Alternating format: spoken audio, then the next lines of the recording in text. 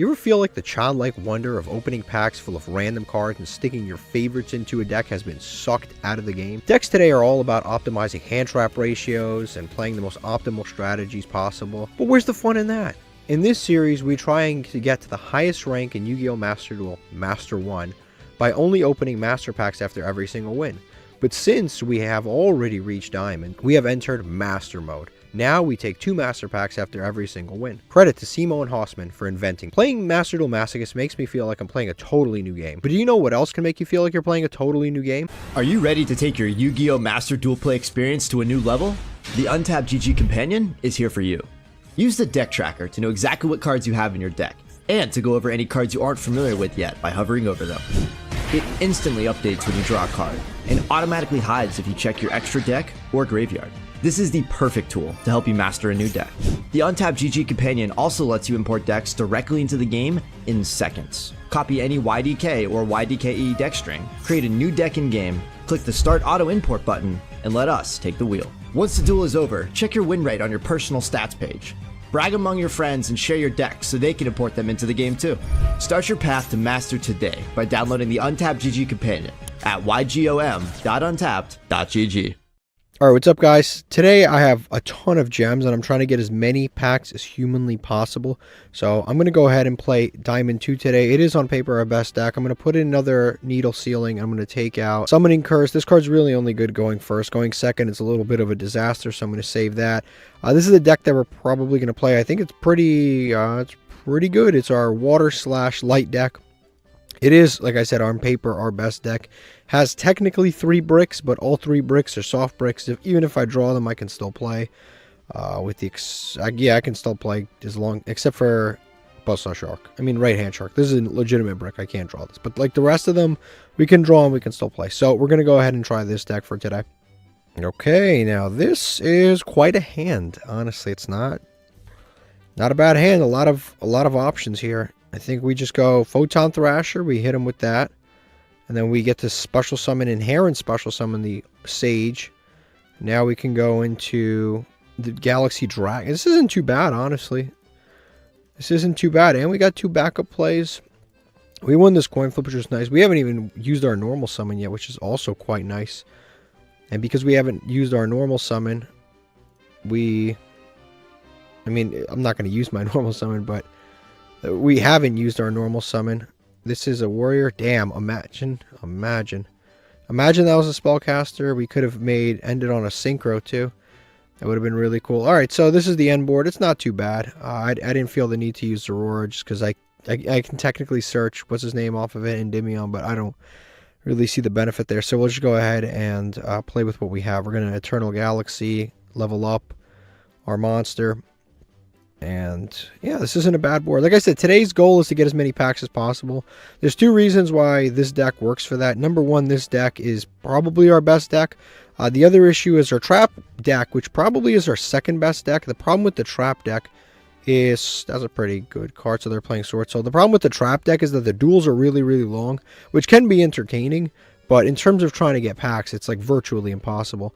I'm playing around Triple Tactics right now. He's going to reveal that Taya. He used his normal summon. I'm going to play around Triple Tactics. I'm going to go ahead and Fiendish Chain his monster right now. So that'll prevent him from summoning the token. Also, since he doesn't have a non-effect monster, he can't do like the Tenyi plays, for example. So that'll lock him out of that. If he has the level 6 monster in hand, it is what it is. I mean, I could just destroy it with the number 90 Galaxy.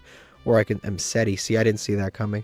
We end up playing against this deck no matter what. I'm gonna go. I feel like I have to negate this, just because this is really, really good. I hope that he does not have. I hope that he doesn't have the King Sarcophagus in hand. Anyways, I really hope that he doesn't. But it is, again, it is what it is. There's nothing like this deck has been chasing us for the last like 2 months. It's okay. So they're just gonna end phase. Good. Yeah, this deck is just crazy. We're gonna activate the effect of this dude, so that we can get, I think, Galaxy Summoner. We can go Galaxy Summoner, or we can go into having double negates. I think the double negates would be better. So, yeah, I was going to go into Adamantipator Risen. I think that, actually, no, I don't even have any waters in Graveyard.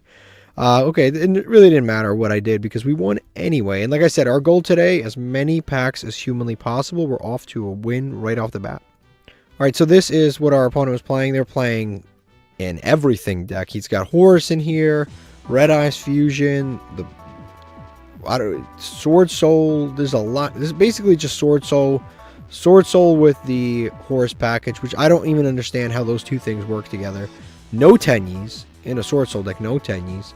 And then, of course, the Red Eyes. Also, he's playing this card, Sword Soul Assessment, which is actually kind of shocking. He's playing that instead of Blackout. I mean, that just seems like an insane thing to do. All right, now we're going to open 2 Master Packs. As a reminder, 2 Master Packs after Platinum 4. We get to open 2. So hopefully we get something cool. Again, the goal right now is to get as many things as possible so that it can open up different avenues for different things to play. That is amazing. That is absolutely, that's probably our best pull in like 50 episodes. That's insane. That's like such an amazing pull. Like we've pulled so many shitty supers and so many shitty ultras that I forgot the card was in the damn game. Like I don't even get excited when I see a super rare, but that's insane. That's actually crazy. Magnet Conversion, Labyrinth, and Artillery Turtle. Okay, that like is it like instantly gets included in the decks. That really it. That's our best pull in the last 50 episodes.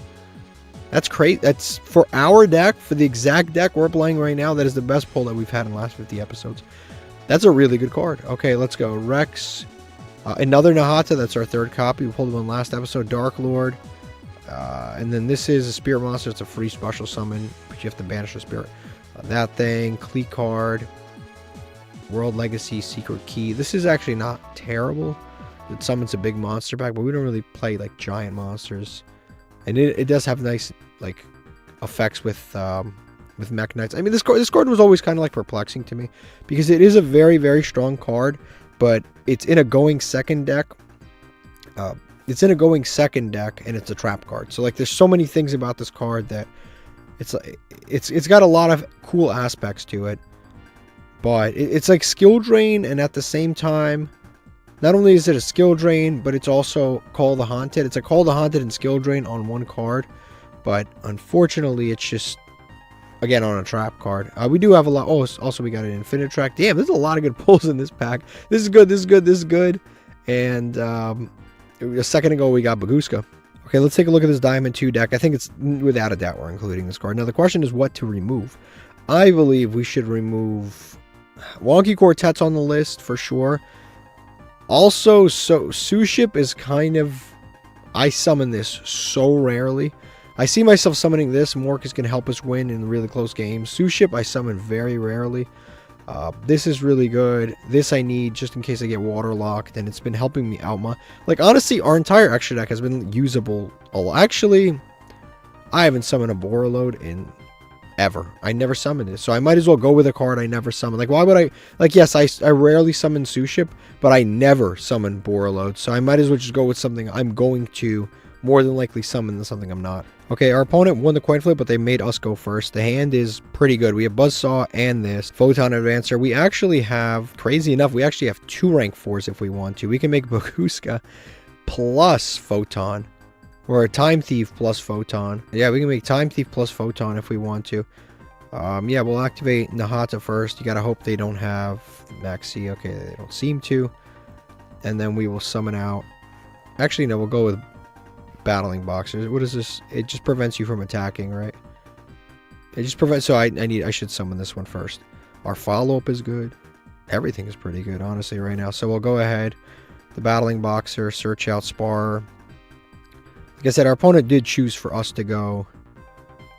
They did choose for us to go first, which is a little suspicious, but it's not the end of the world. The only thing that kind of sucks is that, like, I can summon Galaxy Photon, but there's no point to summon Galaxy Photon plus summon Baguska, because they really don't work together. Because Galaxy Photon will change the defense, and then I can't activate its negates. So Baguska is kind of like not useful in that situation. But at least I can still make Time Thief, and Time Thief is pretty much always useful. So we're going to go ahead and activate this and detach from him. And then we can search Eternal Galaxy, yes, to hand. Hopefully they don't randomly play Nibiru, hopefully. Because then we would be cooked, because this is our 5th summon. No, we don't want to do this. And then we go Time Thief here. Like I said, Baguska just interacts unfavorably with other monsters on board. But it is still good that you can just, like, you know, we can now make Baguska like this. That's just an insane thing that we're able to do now. I'm really happy for that. So now we have Time Thief. And now I think we just set these 2 cards and pass. That is really, really, really not too bad. Yeah, that's pretty good. And our follow-up, I think the craziest part is our follow-up is another rank 4. Like, we can make Baguska right after this, or Granosaurus, or Suship, or, like, it's insane. Or Silent Honor Arc. Like, we can just, our follow-up is more rank 4s. Like, this was actually a really good hand. Win or lose, this was a really good hand. So now we rank this up. And yeah, I think we just summon it in defense in the safest column in the game. Right there. And now we standby phase, grab something with Time Thief. We will grab a spell card. Oof, Clockwork Knight. That could mean Cyber Dragons. It's probably Cyber Dragons, but that could also mean anti-meta. But anti-meta wouldn't go second. It's Cyber Dragons. Okay. It's Cyber Dragons. So we'll see what we can do. This isn't, we don't have a bad little setup here. We have a draw, a disappear, Ring of Destruction, and a monster negate, and a follow-up. Multiple follow-ups, like really good follow-ups. We have Buzzsaw Shark, plus we have the Photon Search. So our follow-up game is pretty good. I just don't know how much we can really hold our opponent down, or hold our opponent back, because this is Cyber Dragons, and it is Power Bond. Well then, okay. Depends on what he uses here. Depends on what he uses. I mean, we do have Ring of Destruction, so we can just destroy the monster. He's probably going to go into the Chimera. He's not chain blocking with either of these two, so I actually can just negate and destroy the Chimera Tech Rampage Dragon right now. I can just negate and destroy it. I'm looking at it. This is going to destroy Spell Trap cards. Okay. Since this card is... I think we just destroy it and save the monster negate. Again, I don't want to play into Triple Tactics Talents. So I think I am just going to Ring of Destruction. And then that'll make it easier for me to possibly win the duel on the follow-up. So I could just destroy that. And then it just depends on what he's got in his hand. Again, I don't want to lose to a Triple Tactics. Oh, I guess that's the original attack anyway. So that's good. And then he's going to core since he doesn't control anything. That's going to allow him to summon a regular run-of-the-mill Cyber Dragon from deck. Am I afraid of that? No, I'm not going to. I'm not going to fall for the bait. I am not going to fall for the bait. He can summon a regular Cyber Dragon from the deck. Naster. This will allow him to summon something back. I think this is where we probably negate. Because, yeah, I think this is... he kind of forced my hand here. I kind of have to negate. Yeah, I kind of have to negate. So I'm going to activate this effect to detach this because I want to negate and destroy. I kind of have to. Force my hand. He forced my hand. I'm going to negate and destroy, and that won't be coming out. It just depends on what his last 3 cards are. Oof. Cyber Realm. Now we have to deal with the Cyber Dark Engine. And he still hasn't normal summoned either. He managed to bait out my negates with those 2 cards. Right now, our goal is just to survive. Our goal is just to survive. I don't really have any interruptions. I've like I said, I have great follow-up right now, but no interruptions. It's crazy as Baguska would have stopped all this. So perhaps I should have just done that. Baguska Pass would have stopped all of this. You know, you gotta ask yourself, is Baguska Pass better than Galaxy Photon Pass? I don't know. I actually don't know. Baguska Pass, Galaxy Photon Pass. Great question. And the thing is, my opponent was playing a going second deck too, which is a little, you know, it scared me a little bit. So he's going to go use this effect. I'm going to use Time Thief. Hopefully he doesn't have an Ash Blossom. He doesn't seem to, so we'll detach this and this.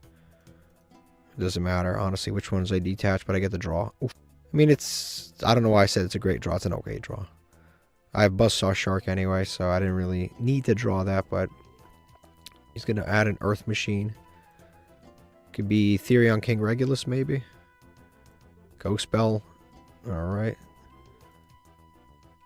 Let's put Chaining on. I'm going to activate this effect now. Want to add this to hand? Nope. I want to put it right underneath. I want to have some card effect protection. So I'm going to put it underneath. If he activates this, that's fine. This is 28, but when he tries to negate, I can now negate this. Does this negate and destroy or just negates? I do not remember. No, it just negates an effect.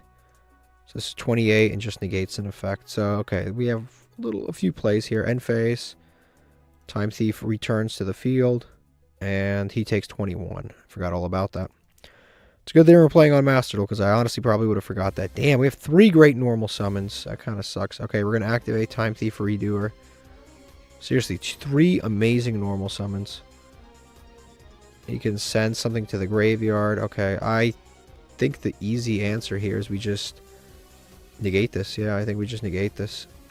And Uppercutter's gone. No point. The other one doesn't destroy. It just gives me protection. So we just negate that.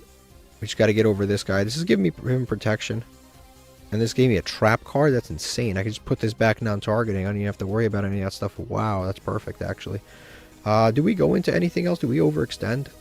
I don't even think that we do. I think we activate this. Yep. We activate this. Detach. Put this back on the top of the deck. This falls off. I think we could just go to battle phase. Not even have to overextend here. And then main phase 2, if we need to, we can go into something else. I think we just go to battle phase.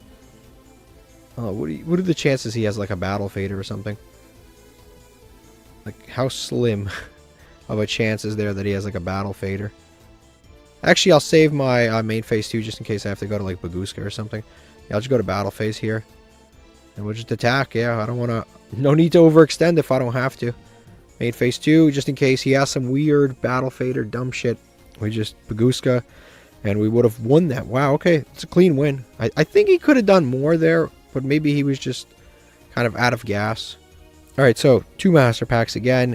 If the pulls are half as good as the ones just now, I'm happy. I'm thrilled, because that was insane. That was beautiful pulls. Already got a UR. Metal Foes, great common rare deck. Another really good generic card. No complaints. Agnister, Mad Mauler, Ejim Chain, and Super Heavy Samurai Trumpeteer. We have a decent amount of Super Heavy Samurais, nothing too crazy. This is a pretty good card, actually. If we continue to get more, that would be nice. And the Mad Mauler's also good in a zombie deck. So are these two. Like, these really good cards so far. Pharaonic Advent is an insane card. It's actually an insane card, so I'll click it for those of you that don't know what it does. But it works really, really well with continuous traps, so... There's a lot of decks this works really well with. It works well with like a fairy deck, like a counter fairy deck. It works well with that card that we have. This is a really actually good card. Fiends. This works great in Lair of Darkness. Reptiles we don't really use, but you contribute a Fiend Fairy reptile and then add a continuous trap. You can tribute, like again, this is in Lair of Darkness, you contribute your opponent's Fiend monster because it... Well, you contribute the token that you give them at the end phase, and then you get to set any continuous trap, or you can add any continuous trap. But this card is actually really good. It actually is kind of decent. You contribute 1 monster, special summon this card. So you can... I mean, both of these effects are good with Lair of Darkness. But this is a really, really cool card for a continuous trap deck. I don't know if we can really pull this off.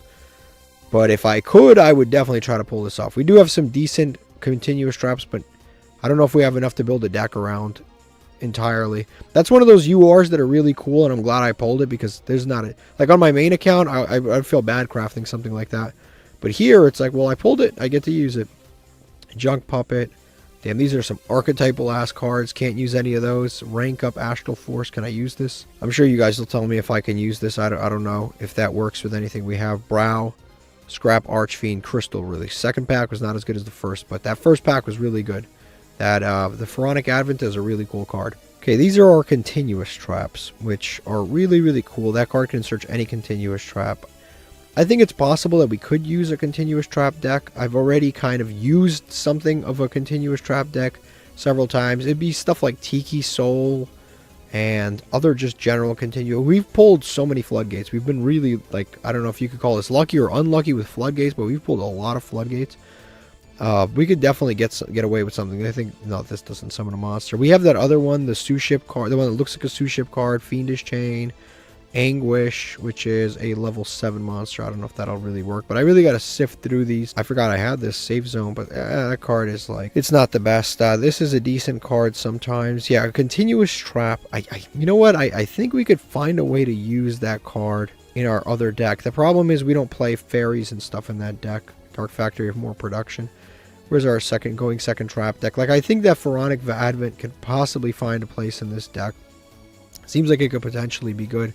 Gains attack for continuous traps. It already comes out at 2,000. And then we can tribute Fiend, Fairy, or Reptile. So this is actually, oh yeah, Vidjam's a Fiend. Fiend. Dragon. Fiend. Psychic. Okay, maybe. Actually, you know what? I might be able to use this in this deck later on. It doesn't seem bad. It actually doesn't seem bad. I still have to kind of change this deck up. This deck is really fun to play. It's just every duel is very, very, very long, and sometimes even if it's like an unwinnable situation, you don't know and you have to play it out, and it can take a lot of time. Okay, we lost this coin flip. Are going second. They're playing Voiceless Voice. This is not a deck you ever want to go second against, especially when they open barrier, and if they're not searching low, that means they already have low, which is a little rough. Our hand is, I guess, not the worst. If I wasn't in platinum, I would have just scooped and went to the next game. But this is, you know, we actually kind of have to play these out. This is one of those situations where, again, I would rather have our trap deck for this matchup than this deck. Because this deck has a lot more of a struggle going second. The trap deck would have had, you know, things that pop columns and return things from columns. Non-targeting removal. This deck doesn't have that kind of stuff. Has Crackdown, Solemn. Solemn's more of a going first card. Warning anyway. Strike is a good going second card, even though it's a trap card. Crackdown, Destruction, Solemn Warning. Like, it's not too bad here. And then we've got Blessing, which is nice. They've got that. I mean, they're going to set up the full untargetable board. They're going to set up the negate, the untargetable situation where I can't target cards. It flows on the field. They didn't overextend. And Uppercutter. Uppercutter is a 1 card in rank 4, so at least that's nice. Okay, so I think we start off with this. We find out if they have a Maxi. Okay, they don't have a Maxi. It doesn't, I mean, so far they don't have a Maxi. I guess we can summon that, and then they can ritual summon right now. They're going to tribute low. See, a meta card that I would actually want, like randomly, a meta card that I would really actually want is a copy of Call by the Grave. I think Call by the Grave would be a really, really cool pull. Or maybe 2. But like Call by the Grave would be a really, really good meta-relevant card. Because usually meta cards don't really matter to us because we're trying to play like outside of the meta. That way we don't get like shut down by meta, like anti... Like for example... Like, Ash Blossom was a decent pull for us, but it hasn't been, like, outrageously good because everyone plays the out to the Ash, so they're playing call buys and stuff like that. Same thing with, like, Maxi. They're playing all the stuff to out that stuff. Call by the Grave is cool because it actually is, like, it stops a lot of combos, which is kind of nice. The problem is, so we have... Right now, I would want to make Baguska, but I can't make Baguska because he can just pop the Baguska. That's the issue. He could just pop Baguska. I really don't even know what else to make. Like, what is the safest monster to summon right now? Maybe Monk of the Tenyi. We start playing that game. We attack, crash, destroy something. Yeah, weirdly enough, I think the safest play... Because he could just pop anything with this. I think the safest play is actually to make a Monk of the Tenyi. Or, you know what? I think Wonky Quartet might, again, be the safest play. Like, weirdly enough, I know it's a risk, but it is actually, from what I can see, the safest play for us to make. So I think I'm going to make Wonky Quartet here. Because this card isn't terrible. Our opponent's has the potential to, yeah, they can negate it, but this card's unaffected, so it won't actually do anything. This guy just kind of responds to whatever I do. He doesn't even like look at it. There's no way. Okay, he like doesn't even look at it. He just responds to whatever I do, no matter what I do. So we're just gonna set everything and pass, and I don't think that's actually too bad. Yeah, I think Walkie Quartet is probably the smartest play, because he probably would have just negated the Monk of the Tenyi anyway. He's going to activate Radiance, and he's going to pop some stuff. which is bad for us. We lose two cards. Continue main phase. No, I probably should have set the Eternal Galaxy 2 as a bluff.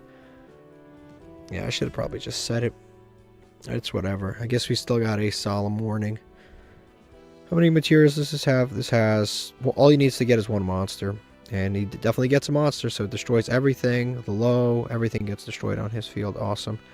And now we have one Solemn Warning to basically stop. The problem is he's already got the Voiceless Voice and the Blessings. And like he's already got this stuff in circulation. So I don't know how much one Solemn Warning is going to do for us. He's going to send prayers.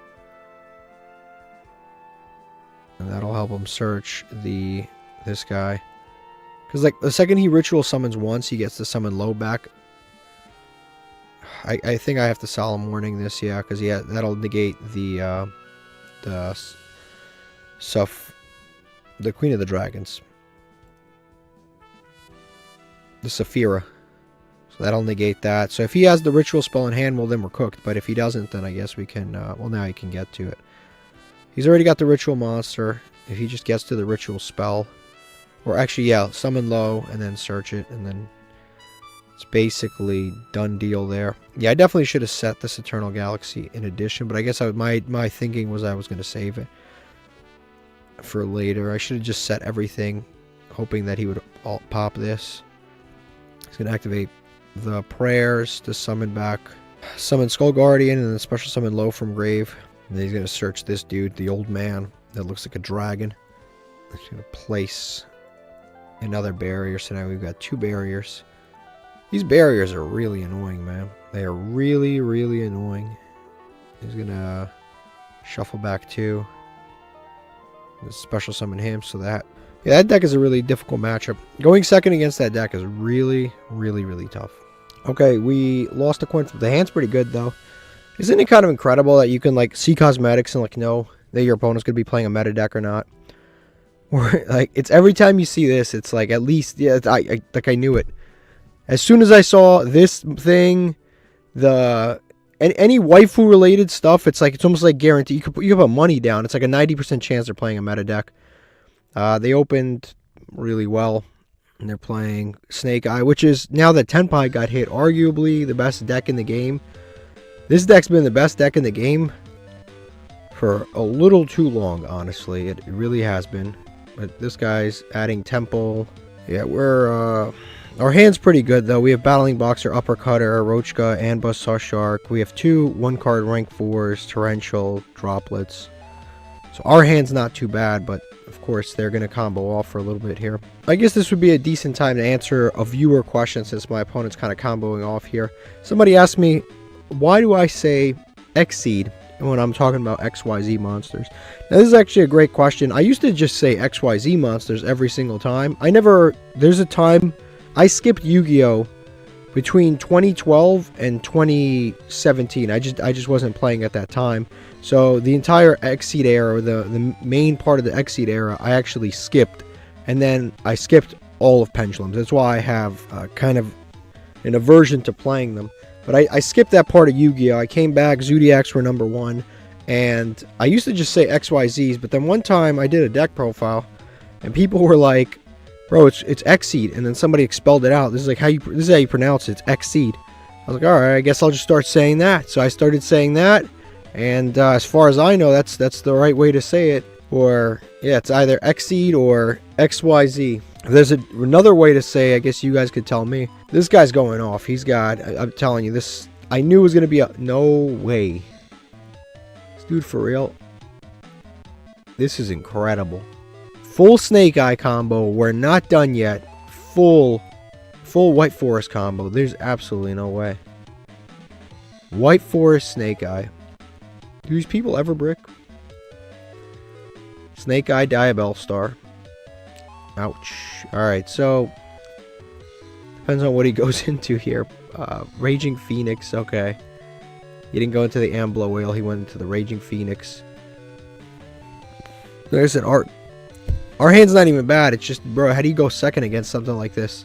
And I think they're wrapping up here. They set a card. They have a Flame Burge. They have Raging Phoenix. They have Promethean Princess in Graveyard. There's a lot going on here. We have 2 forbidden droplets and plenty of cards to discard. It doesn't even matter. I think we go with Buzzsaw Shark because it won't lock me into not attacking like this will. This we're not going to use. So, yeah, I think we just summon out Buzzsaw Shark. And we do have 2 forbidden droplets, which isn't bad. And we have also Torrential Tribute, which also isn't bad. But unfortunately, we've normal summon, which means our opponent gets to pretty much do exactly what they just did on their turn again. So we have to sit there. Honestly, I probably have enough time to answer another viewer question, but I'm not going to. So he's going to summon that. Again, this is something I actually can do about this. So both of these are going to get summoned. Yeah, both of these are going to get summoned. I think it's best to probably activate Forbidden Droplets on the Flame Burge, because then I can attack over it. But then if I send it to Graveyard, yeah, I think we Forbidden Droplets the Flame Burge. And we'll discard Roachka. And confirm, and then we'll hit the Snake Eye Flame Burge. So that'll cut its attack. That'll cut its attack and negate this effect, so Snake Eye Poplar will get stuck back there. He will be able to summon the Diabell Star, so he won't be able to do the full unnecessary combo. On our turn, we'll summon Buzzsaw Shark. And now he gets to activate his Promethean Princess. Yep. And he's going to target the Flame Burge and my monster. And this card is insane. Like, every turn never ends. Activate this effect. Summon this. And this. I guess we just set 2 and pass, because that's all we can really do right now. Yeah, I guess set 2 pass. The thing with Torrential is, as good as Torrential is, all these freaking cards float anyway, so I don't know how much I'm going to be able to do here. I'll try. Like I said, I'm trying. The second I saw these cosmetics, I knew it was a wrap. It's like as soon as you see anime girls, it's like the death is near. It's as soon as you see anime girls on Master Duel, you're basically cooked. Okay, he's going to summon that. I think Torrential is the appropriate card right now. He uses normal summon. He hasn't activated this effect. If I Torrential now, I get to get rid of a bunch of stuff, but the issue is he does float too, so that was a very plus Torrential. The problem is his cards float and mine don't. I guess never mind. Those are not the ones that float. Alright, he's going to go to end phase. The other issue is that the second... Actually, I think it could be fine. Judgment. Okay, that could be fine, actually. So... that's not bad. We can summon the Buzzsaw Shark back. Or the right-hand shark. Banish from the leaves of the field. Yeah, we will be special summoning this, sure. Why not? It might bait something. It might bait out a call by or something. Perfect. That's not even bad. He actually wanted me to summon. He should have let me summon because he has the Divine Temple. If I summon, he gets to do this. So, okay, that's fine. So we do that. That's cool. We'll summon out Battling Boxer. Activate its effect. He'll be able to activate his Divine Temple. Yeah, but I do have the Forbidden Droplets for the Poplar when it does hit the field. So that'll hit the field, sure. And he gets to search a Spell Trap card. Do we let him do this? I think we don't let him do this. I think we discard the Judgment. And we prevent this from happening. Yeah, I think we prevent this from happening. We'll discard the Judgment. Hopefully this is not an imperm. The reason I'm saying that is I don't want this to be imperm because I don't want to commit to all these plays. Oof, he dodges it. I forgot about that. I forgot about that Link Haribo. That's on me. He dodged. That was a smart move. I forgot all about that. So I guess we Forbidden Droplets this thing. And he gets to add that Snake Eye card. What did he just add? Now he gets to set another card. Okay, this just lets him place a Diabell Star. And that'll get placed in the back row. Okay. Now we can summon this. But we can't conduct our battle phase the turn. It's such a stupid restriction. So now we can't conduct our battle phase. We can make Baguska, but he's kind of got a Link deck, so it doesn't really help. So I think we just go the Galaxy Photon route. This is actually, we've gotten a lot further than I thought we were going to get. We're very down on card advantage, but we are actually a lot further, like a lot further than I thought we were going to be right now. So I guess we do that. We add Eternal Galaxy, yes to hand, and then we set. And if we could just prevent ourselves from activating any more summoning any more monsters, I think we could actually be in a decent spot right now. Oh, actually, I can't do that because I have to Eternal Galaxy on my opponent's turn. And if I do that, he's going to be able to summon out this Diabell Star. He's going to activate the Dramatic Diabell Star. This is actually great for him because if he places the black Diabell Star Witch, he actually will be able to summon her right now.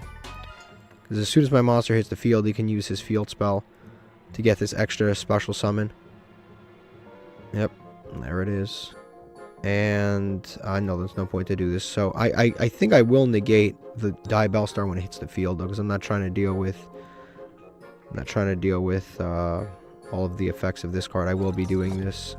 And just to make sure, I am going to negate this. I don't want to negate and destroy it, because if I negate and destroy it, he just gets to bring it back anyway. But then he has to send like Linkuriboh to the graveyard. So I think I'll just negate it, not destroy it. I'll just negate it, not destroy it. Destroying it would be pointless. He would just get it back for free anyway. The advantage on Diabell Star is insane. It really is. It's basically a free summon, but then it gets a search, then it gets the Snake Eye combo, and then it goes like +8. Alright, he's going to activate the Snake Eye Diabell Star effect to place Poplar. Special summon itself out. It's 28. Good defense points. And now, because he's a fire monster, now he has the Promethean Princess active again. This card is also crazy. Like, it doesn't even banish itself when it leaves the field. It's just endlessly in circulation. He's going to go Fire Charmer. I do have fires in the graveyard. So he gets to summon something from my graveyard. And I randomly drew into the Battling Boxer stuff. You know what? Maybe I should have just made the Baguska. Maybe I should have just made that.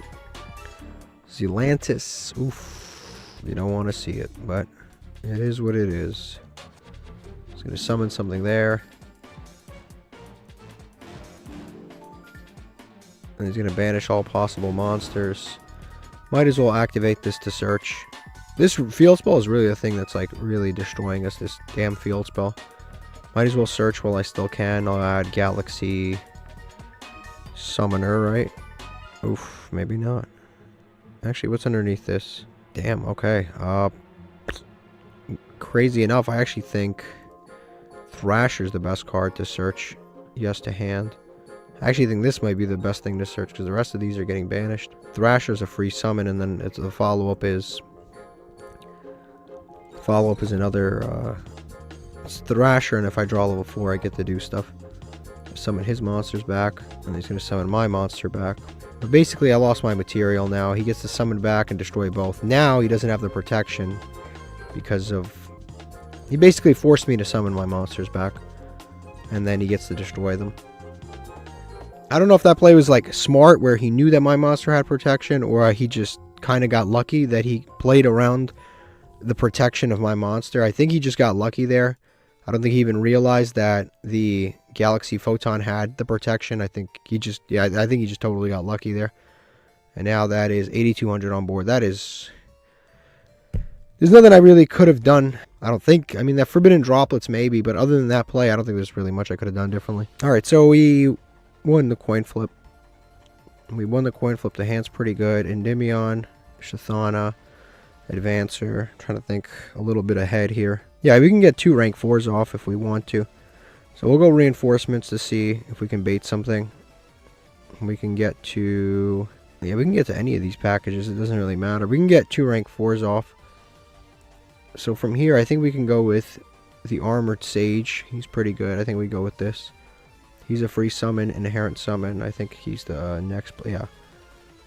Yeah, I think we go with this. And now we activate the Shathana. Hope they don't have any kind of Maxi. They don't seem to. We'll special summon this out. Now we go and summon out Photon.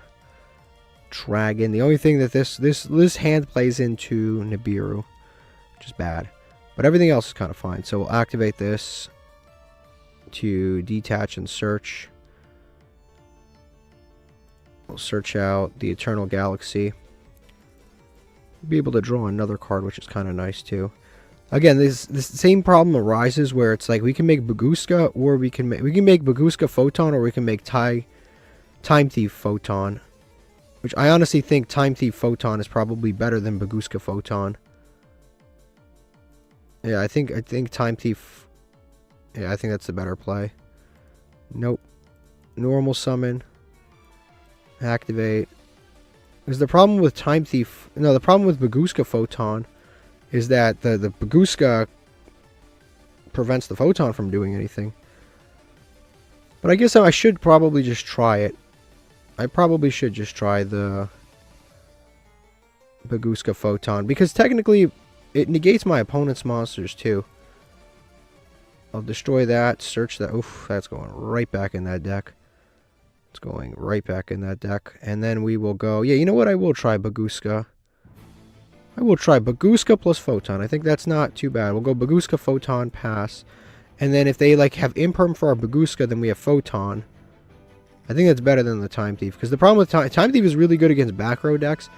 But if you don't get a back row deck, Time Thief is like kind of not great. Chaining on. Yeah. He's kind of an issue. If you don't play a back row, like if against the back row deck, Time Thief is phenomenal. But if they're playing just like a regular monster deck, sometimes we summon this Time Thief out, and it just grabs a monster off the top of their deck, and it's like, okay, we got a monster now. What, you know? It's like it doesn't really do anything too crazy. So we'll put him in defense. Technically, he can't activate his effects, but we can theoretically activate our effects later. Or I guess he can activate his effects, but his effects are negated. And now he has to play through these two. We'll see if he can. I don't know if he will, but okay, that'll get changed to defense. We'll see how this goes. That's already not bad, and that's negated. The other thing was we have two cards pretty much that negatively play through this. And the thing is, he's playing Dark Magician, which I should have known the second I saw these cosmetics. I should have known this guy likes Dark Magician. I got to start leaning more into the knowing what cosmetics do. This is obviously a Dark Magician player. And he whiffed on that. Okay, that could be an Eternal Soul. I can't activate this, no point. And we've got an Angel Statue. Now we can make a really good Time Thief with this Angel Statue. Forbidden Droplets. Okay, that's not bad. Okay, so we have to activate this first to resolve this. We have to detach for sure the Endymion, because we want to summon it back with the Zorora. And now we can flip him to attack mode so that our Zorora is not changed to defense. We'll summon out Zorora, activate its effect to attach the Spawn Trap card Destruction 1. 100% we want to attach that.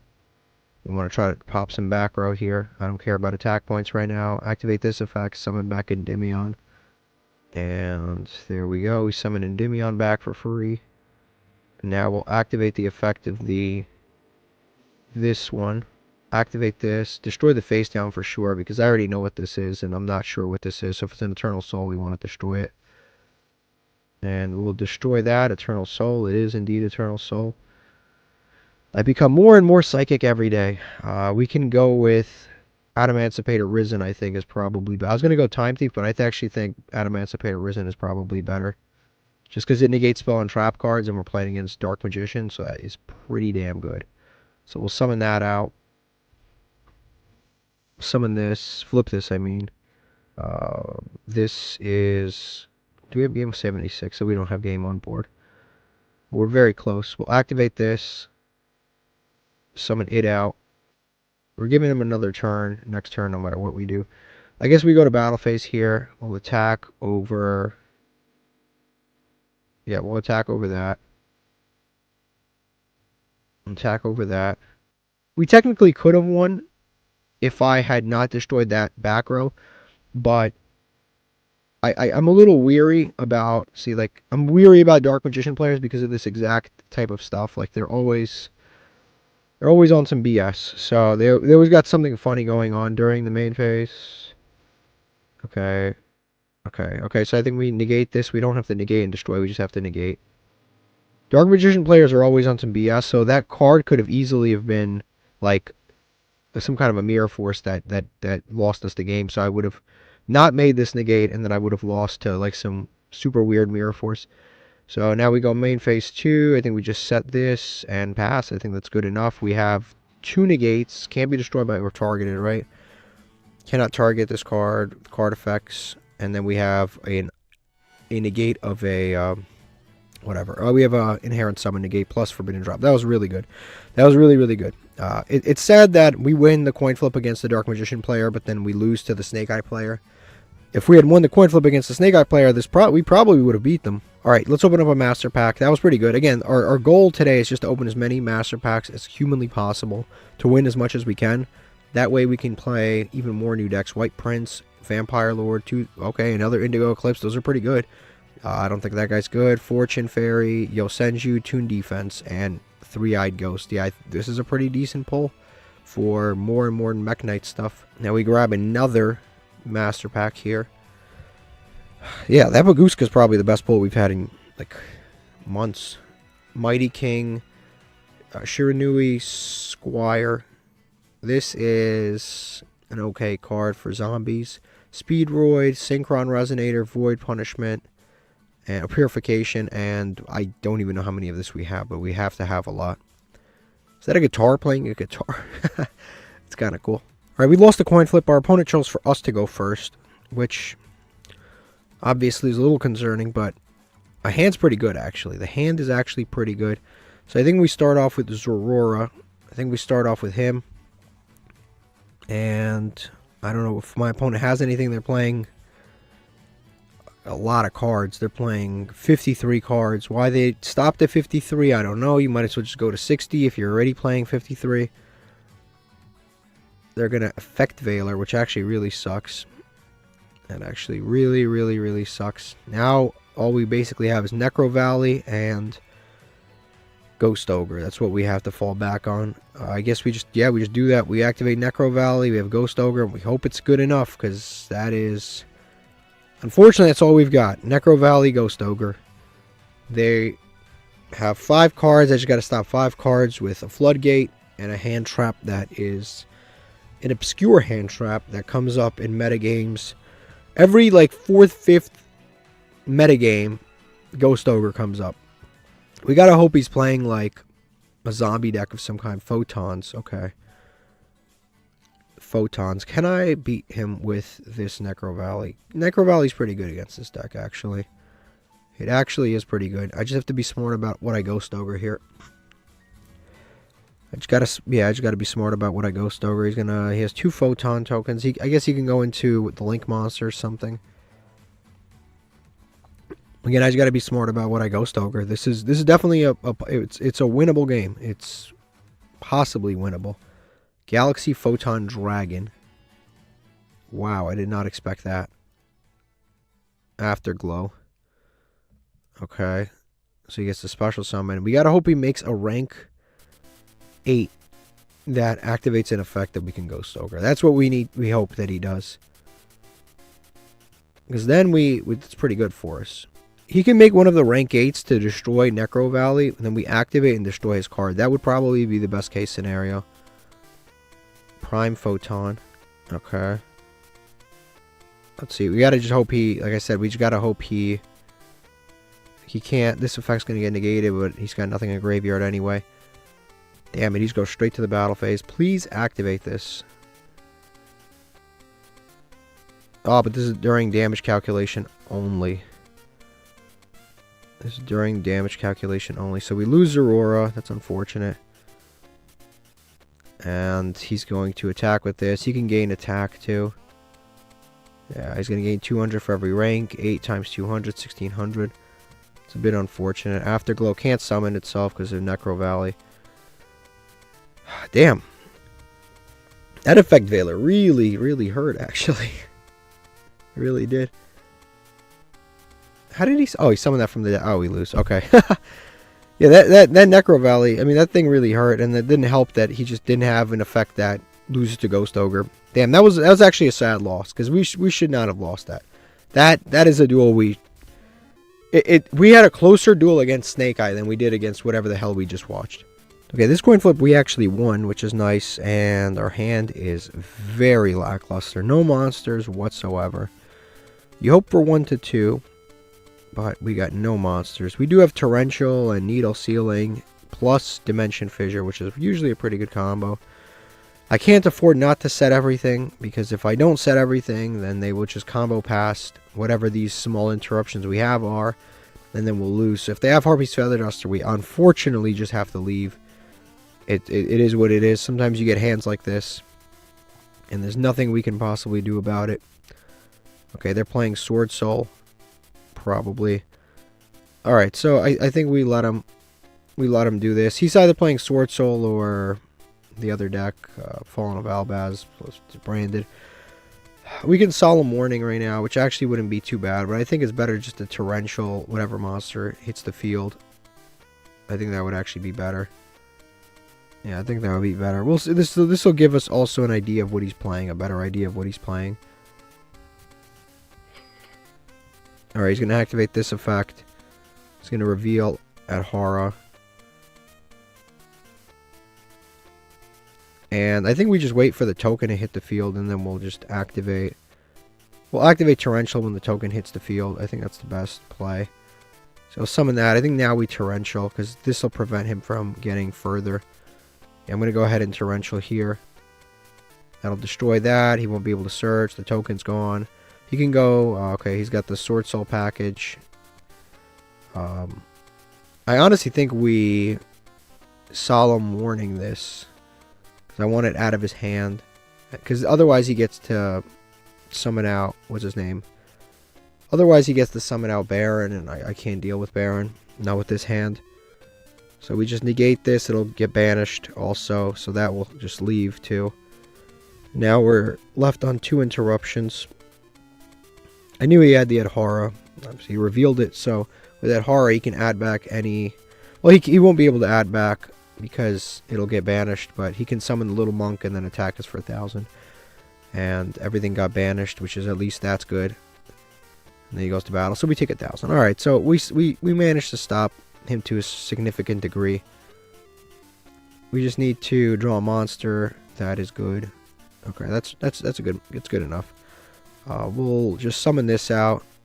I think with this one we just equip the... I just want to have a lot of attack points. I don't want him to just be able to summon some giant monster and just attack over me.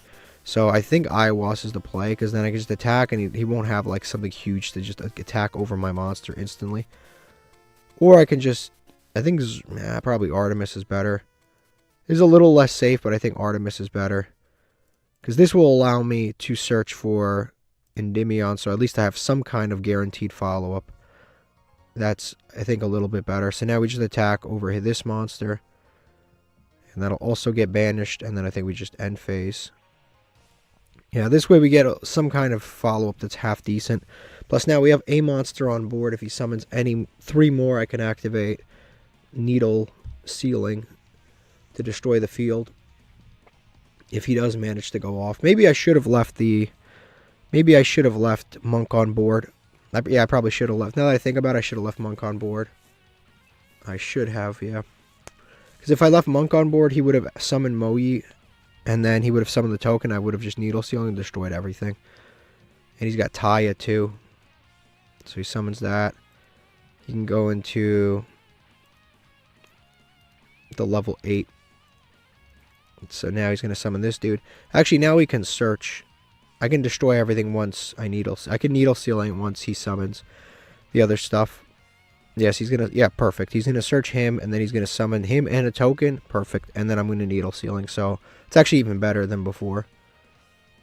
Yeah, that's perfect. He's going to summon him plus the token, and now I'm going to Needle Sealing. Perfect. Perfect. So now I actually get to destroy more, and even more of his cards are banished. It actually worked out even better than if I had done it prematurely. Perfect. And somehow, someway, we are up in card advantage now. Battling Boxer Uppercutter. This is a good card, but unfortunately it will leave us without a battle phase. But I actually don't think that's the end of the... I don't think that's the end of the world. I think it's better be left without a battle phase than not be able to attack. So I think we can actually attack first. Or well, let me read this. If you do, you cannot conduct your battle phase for the rest of the turn. The rest of the turn. So I can attack first, right? So I'm going to go to battle phase, do my 15 or 1600, make sure, and then main phase 2, I'm going to special summon him out. And now I'm going to go ahead and summon something. I think we just go, this will give us some advantage, so we'll go with this. Special summon him out, and we already have the Eternal Galaxy in hand. We don't have anything in banish. Nope. We're going to activate this. Detach. Really doesn't matter who, but we'll detach, and we'll grab Photon Advancer to hand. Yes, I can special summon him, but there's no point to. Next turn, I'll actually special summon him. We set. Chaining on. Was already on. And we just end here. That's not too bad.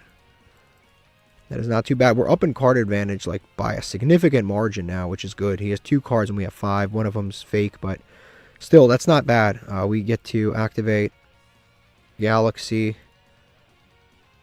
Hopefully he doesn't have like a Maxi or anything, but that's whatever. If he does, he does. So we'll get to summon this, and now we get to just kind of see what he's got. We'll see if his 2 cards in hand are good enough. That is not terrible, actually, but I mean, it's not great. It's hitting the graveyard. The only thing that's good about it is that it's 2600 attack, so I can't really like get over it. But if he leaves the field, he gets banished anyway, so at least that's good. End phase, okay. Alright, so we're going to search. Yep. We're going to search in the end phase. We're going to grab the Galaxy Summoner to hand. Yes. Perfect, perfect. So now we just have to get over this 2600 defense monster and we're good. Buzzsaw Shark, okay. Yeah, unfortunately this Buzzsaw Shark is actually a little bit of a issue. I mean, this Ashuna is actually in defense is kind of a little bit of an issue. I have trouble getting over a monster that's 2600 defense. How I still have trouble with monsters that are 2600 defense to this day is a little embarrassing, but I actually do have a little trouble getting over this monster. I don't have anything in my extra deck that can get over it right now. I don't know how to get over it. I guess we special summon out the Photon Advancer. And then we normal summon out the Endymion. And then we activate Endymion. And we're going to try and... activate this effect to destroy and potentially search here. The reason we're doing this is to grab another Endymion. Guess we might want to search next turn, so we'll just put this back because it's searchable anyway for free, so we might as well just do that. Yeah, unfortunately, I don't really have an out to this guy right now. As embarrassing as this is, I think we actually just go Time Thief. Yeah, I think Time Thief might be the play, because Baguska, it won't do anything. Silent Honor Arc takes an attack position monster only. This needs to do damage. This needs to destroy an opponent's monster by battle, so I can't do that right now. Wonky Quartet is technically getting out. I'm not trying to risk all that right now. I mean, it's not like a huge risk actually, because it destroys all other monsters, but my monsters can't be destroyed anyway. Now that I think about it, this can't be destroyed by card effects. Can't be destroyed by card effects at all. Actually, you know what? Again, I think Wonky Quartet might be the play. And then I take damage too, so I would take 0 damage because he can't be destroyed anyway. I mean, is it worth the risk to destroy this? Is it worth the risk to out my own board, or like...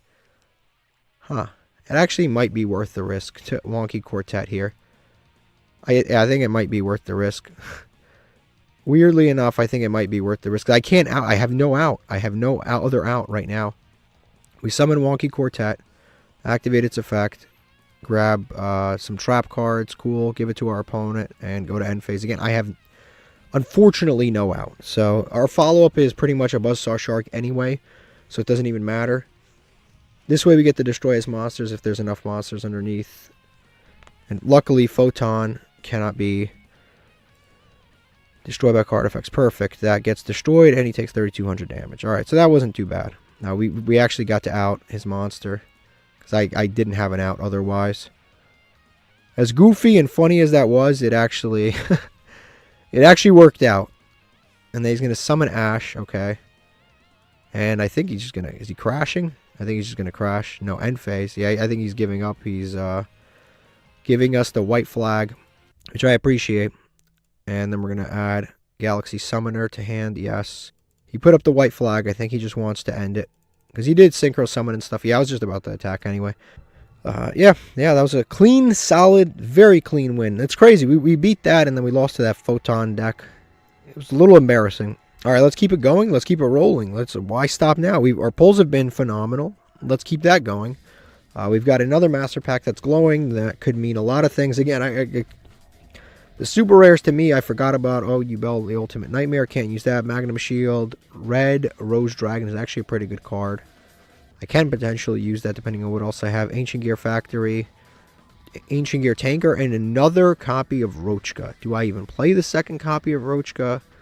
Roachka is always the card that's on the chopping block whenever we think about it. But that's actually one of our better normal summons. It really actually is a very, very strong normal summon. It's been in our deck for a very long time. So we now have Roachka, another Roachka, and Fairy Tale Snow. We're missing Luna still, and that other one. I forget the other dog's name. You can't even click on related cards with them. Yeah, there's another dog, but we're missing it. And then Tanker's pretty cool, actually, too. But it's an Ancient Gear card. I can't really do much with the Tanker because I need a lot of other Ancient Gears. Tanker is pretty good, though, on his own. But I mean, not on his own. He's not really that good. But he's a good card in general. You've got Salamandra Fusion, Totem Pole, Morphtronic, Strength and Unity, Vendra Nightmare, another Cult Wing, which is a pretty good card. If it's special summoned, he's pretty good. Otherwise, he's pretty bad. Wind Witch, Crystal Bell. Nobody uses this. Even in Wind Witches, nobody uses that. Second pack was definitely not as good as the first. All right, so another coin flip win. Awesome. Let's see what we get here. Oof. All right, so we've got... I think I'm just going to save the Photon Thrasher. I'm going to set 4 pass. What's the point of summoning Photon Thrasher? He's not going to live out there. He's just not. Yeah, Photon Thrasher's not, but he's not going to survive this. So I think I'm just going to pass. See what I can do here with what we've got. We've got some pretty good interruptions. Lost Wind and Fiendish Chain, and we have decent interruptions. He's going to Pot of Desires. Another dream card for us. No point to respond with anything yet. Pot of Desires is so good. It would literally be like Pot of Greed in our deck. In most of our decks, maybe not this one because we actually don't want to banish some of our one-ofs. But in a lot of decks, it would be like Pot of Greed. Our opponent is playing something, I don't know what, but they're setting back row. They might be playing Burn. In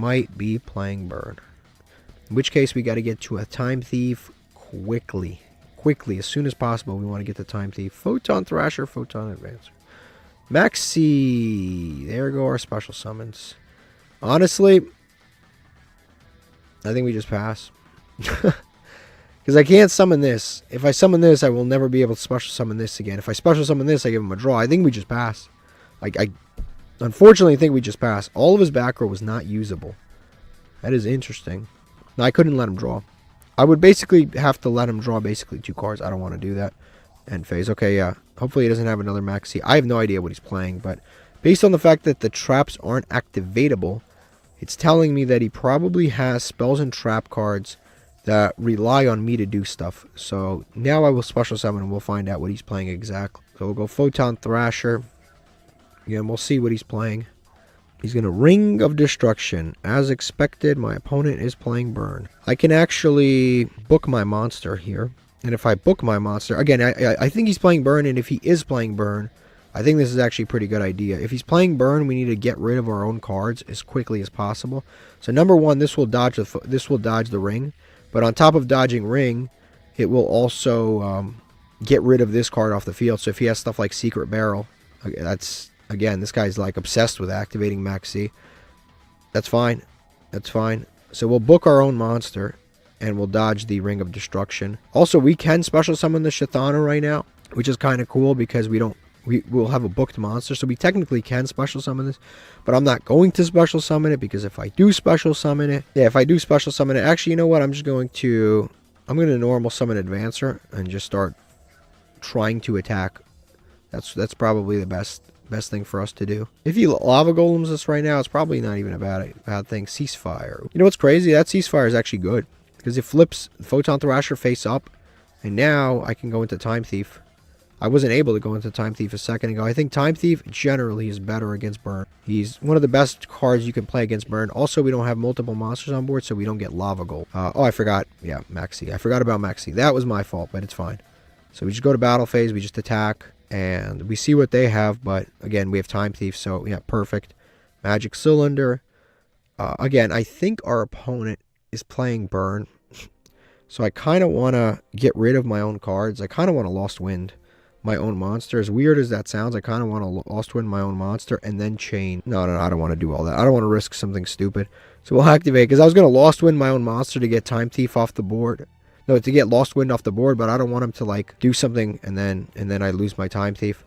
So we're going to activate this. Doesn't matter who we detach. And now this fizzles completely, and we get Time Thief back at the end phase.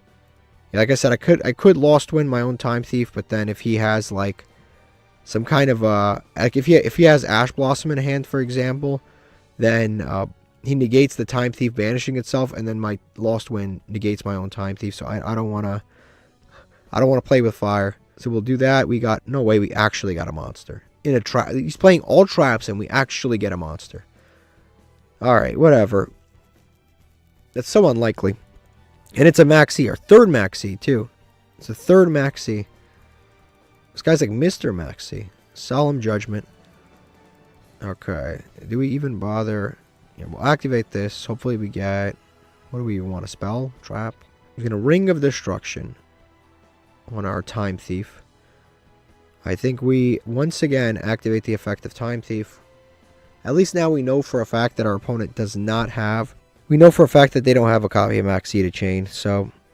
If we do special summon, they can't do anything about it. So we'll banish that. Ring of Destruction will fizzle, and we'll get Time Thief at the end phase. So now, I think we could just normal summon out the Tenyi. Weirdly enough, when you're playing against this deck, you actually want to be losing on card advantage, because it actually makes a difference to be losing. If you're losing on card advantage, it's actually a good thing, because they play things like Accumulated Fortune.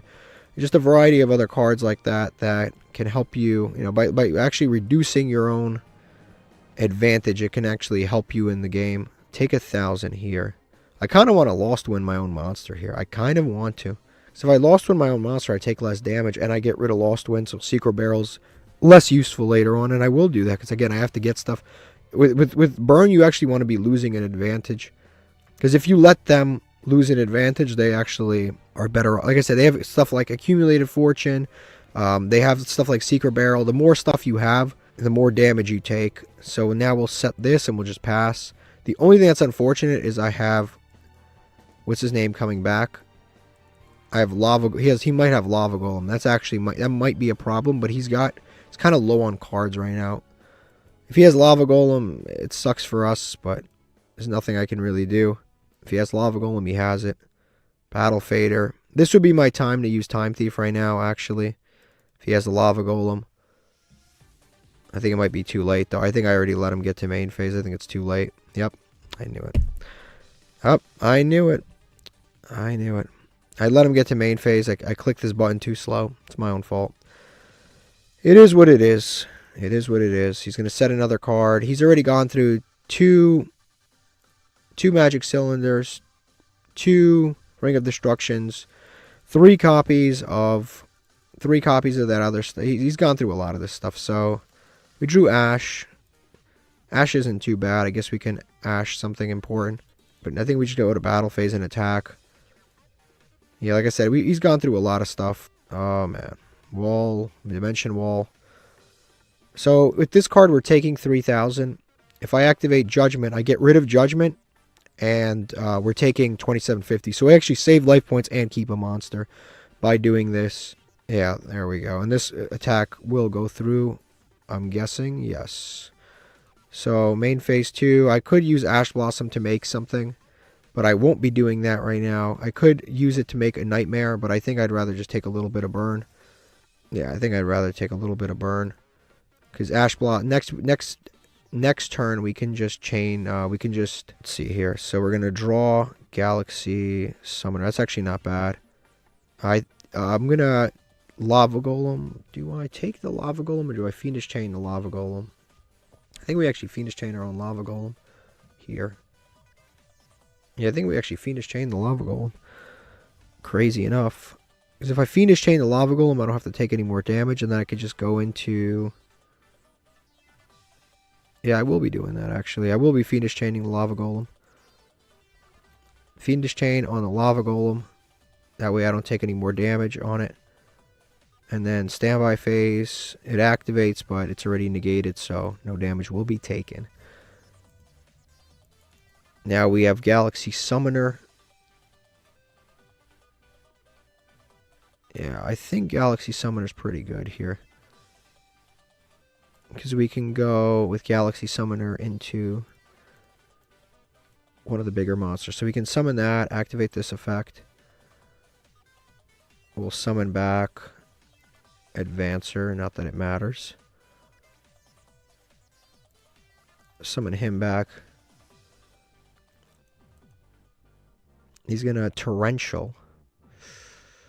Not much I can do there. I guess he Torrentials. He Torrentials. Nothing I can do there. At least we get rid of that card. I think we just pass. Nothing I can do here. The good thing is they don't really play monsters other than Lava Golem, so he won't be drawing. He can't just like normal summon and do a bunch of damage. End phase. Okay. So now we just need to draw something that is mildly usable. Fiendish Chain. Not that. Not Fiendish Chain. I think we just end phase again. Yeah, this is not... This could we really could lose this any second. It sucks. It was the Time Thief might have been the play. I tried to get rid of him, but I accidentally clicked this. And I did not get rid of him. He has a bunch of battle traps, and it's really annoying, but they exist. Endymion would be a decent draw right now. Yep, perfect. Because Endymion can destroy back row. So we can go summon Endymion. He could have destruction effect like Torrential and stuff right now.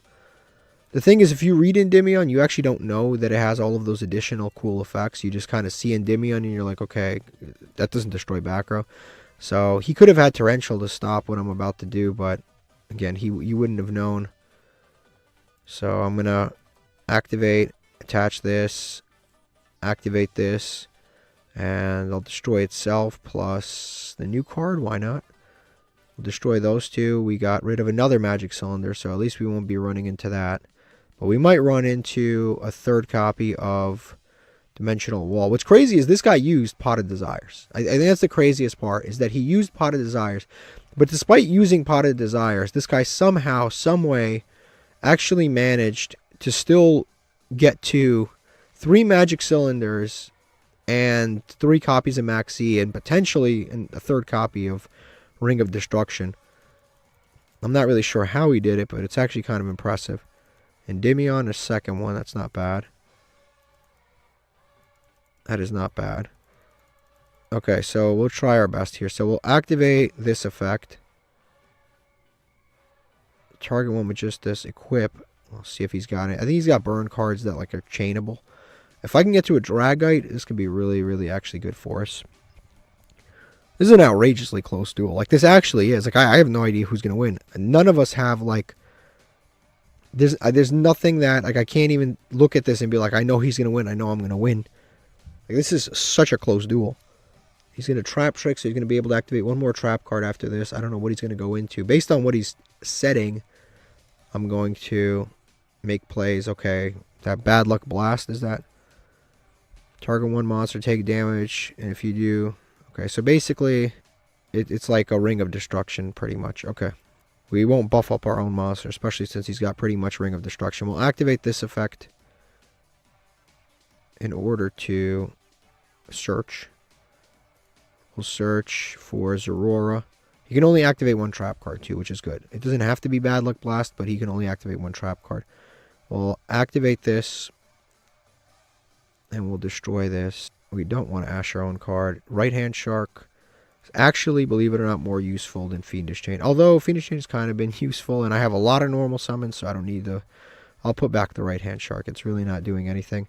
I think we actually just summon this quietly. I think we summon this quietly. Don't activate its effects. Just summon it. Hopefully he doesn't respond. Damn it. He does respond. Yeah, there's nothing I can do there. That sucks. That sucks. And I think we just pass again. Damn it, man.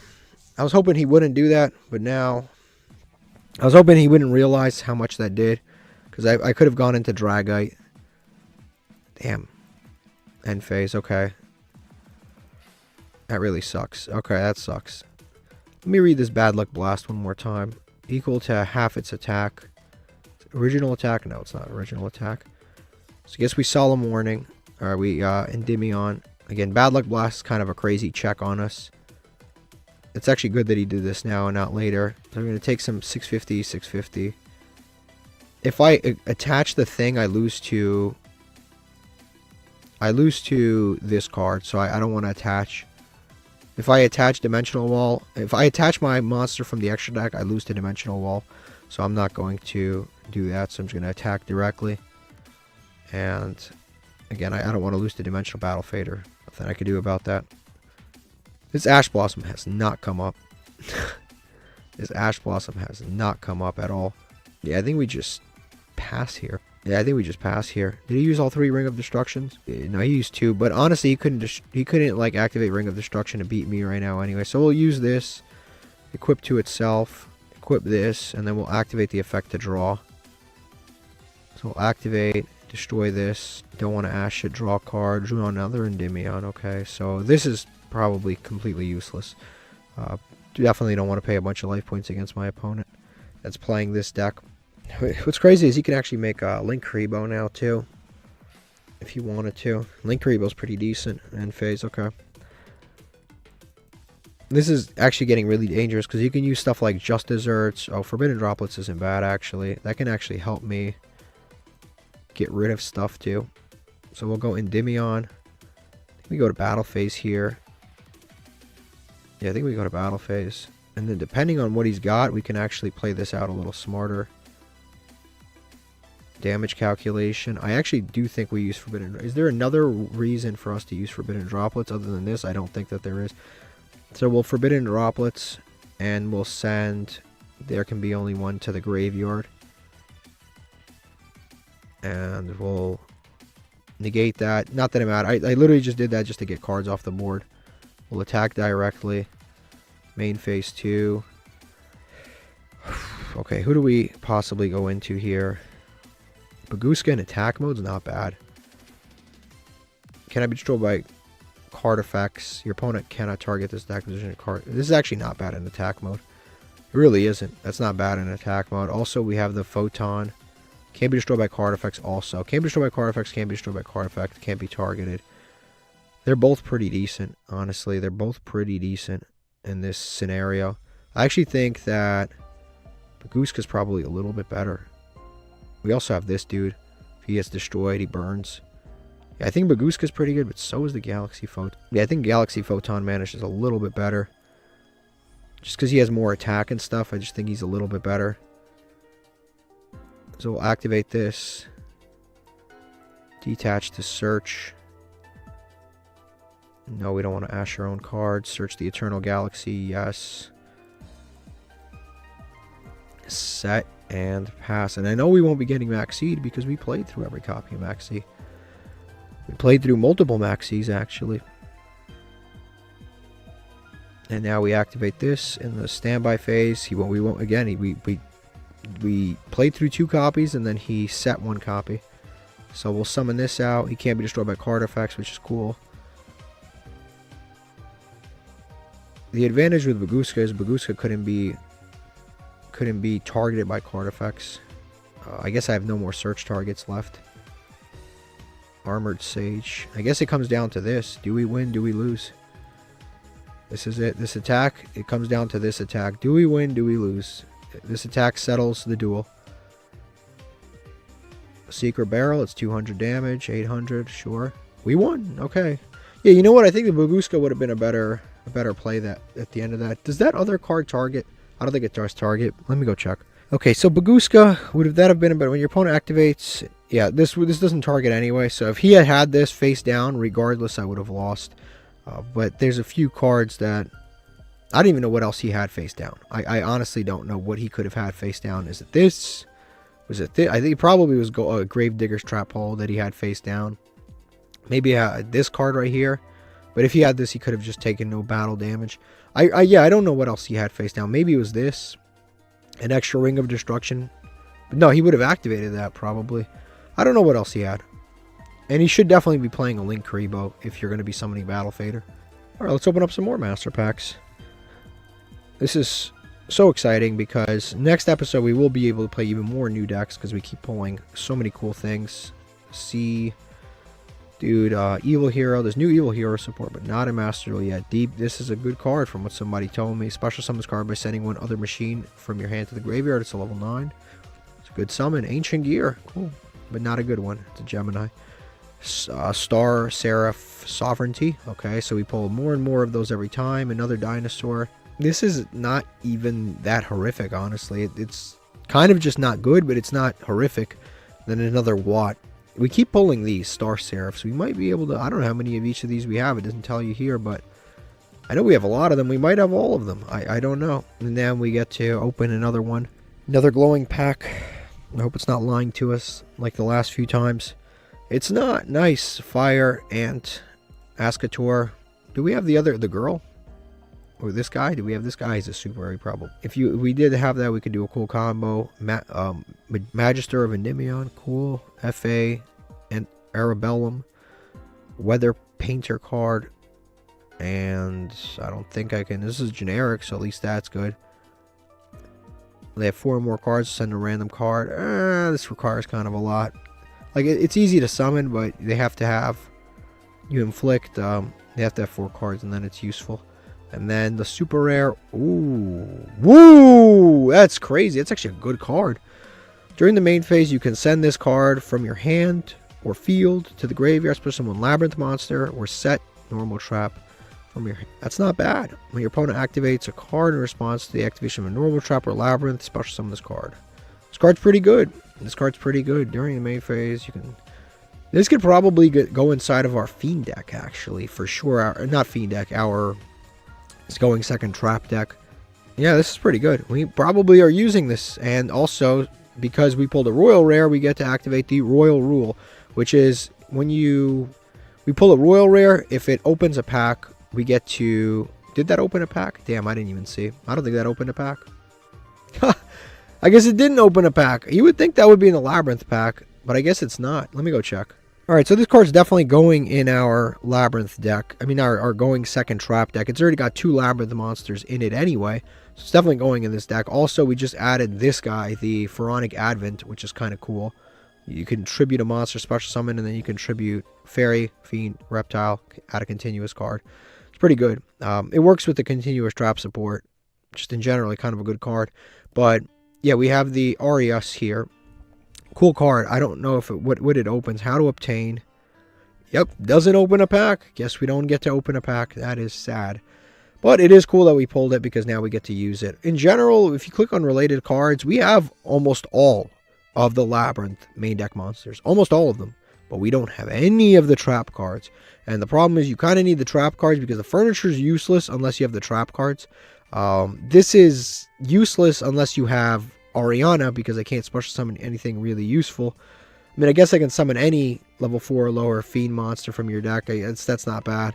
But I guess I can even summon Vijam off this guy if I really off of the Labyrinth Servant. And then this is very good in general. And then obviously Arias is actually kind of good too. But yeah, we got to kind of pull some of this other stuff. I'm actually shocked at how much of this stuff we did manage to pull. We did manage to pull quite a bit. All right, we won the coin flip. Pretty good hand actually. Uppercutter and Endymion for follow-up. Pretty good hand. So I think we should go with Uppercutter because we want this guy locks us out of the, or the next guy locks us out of the battle phase. So that's pretty decent. He's gonna Ash. Ooh, that sucks, but it sucks. But we gotta live with it. We gotta live with it. Our follow-up's pretty decent. I mean, look at these cards. It's pretty good. So even though we got Ashed and our turn ends here, it's not the end of the world because we have good stuff to kind of like sit back on here. This isn't too bad. We have There Can Be Only One, Solemn Warning, and Needle Sealing, which are all pretty good cards. So we'll see what we can do here. It just depends on what they're playing. They're gonna Magical Circle. Oof. I mean, with There Can Be Only One Magical Circle, it's not too bad. I think There Can Only Be One is pretty good against Dark Magician. And we have Solemn Warning, which is really good against Eternal Soul. And he whiffed on this thing. He's going to go with this dude. Again, I think if he goes into this guy, yeah, I was going to say Rod. If he goes into Rod, normal summons Rod, Rod 16. There can be only one. He's stuck on Rod. It's pretty good. And then he has to crash, basically battling Boxer. He has to crash into us. If we can survive...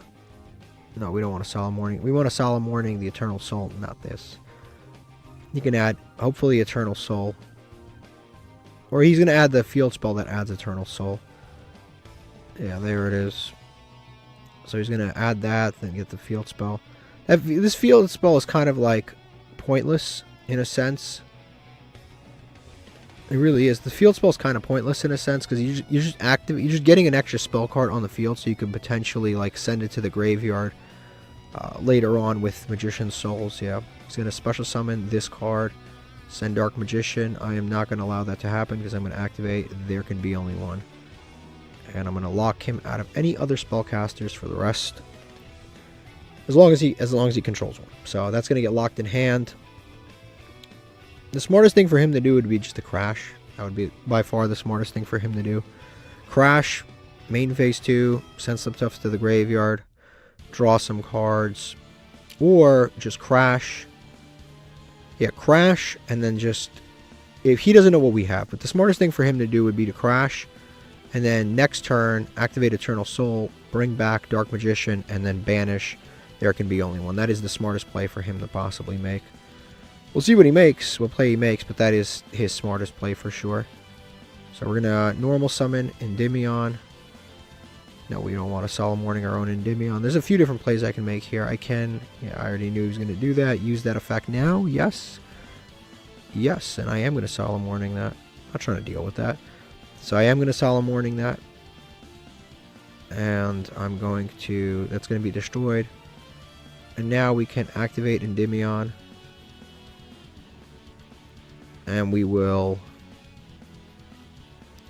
can get the Nibiru girl. I think actually it's best to do this, because he doesn't have any main deck monsters that get over. Oh, wait, that was dumb. I shouldn't have done that. I should not have done that.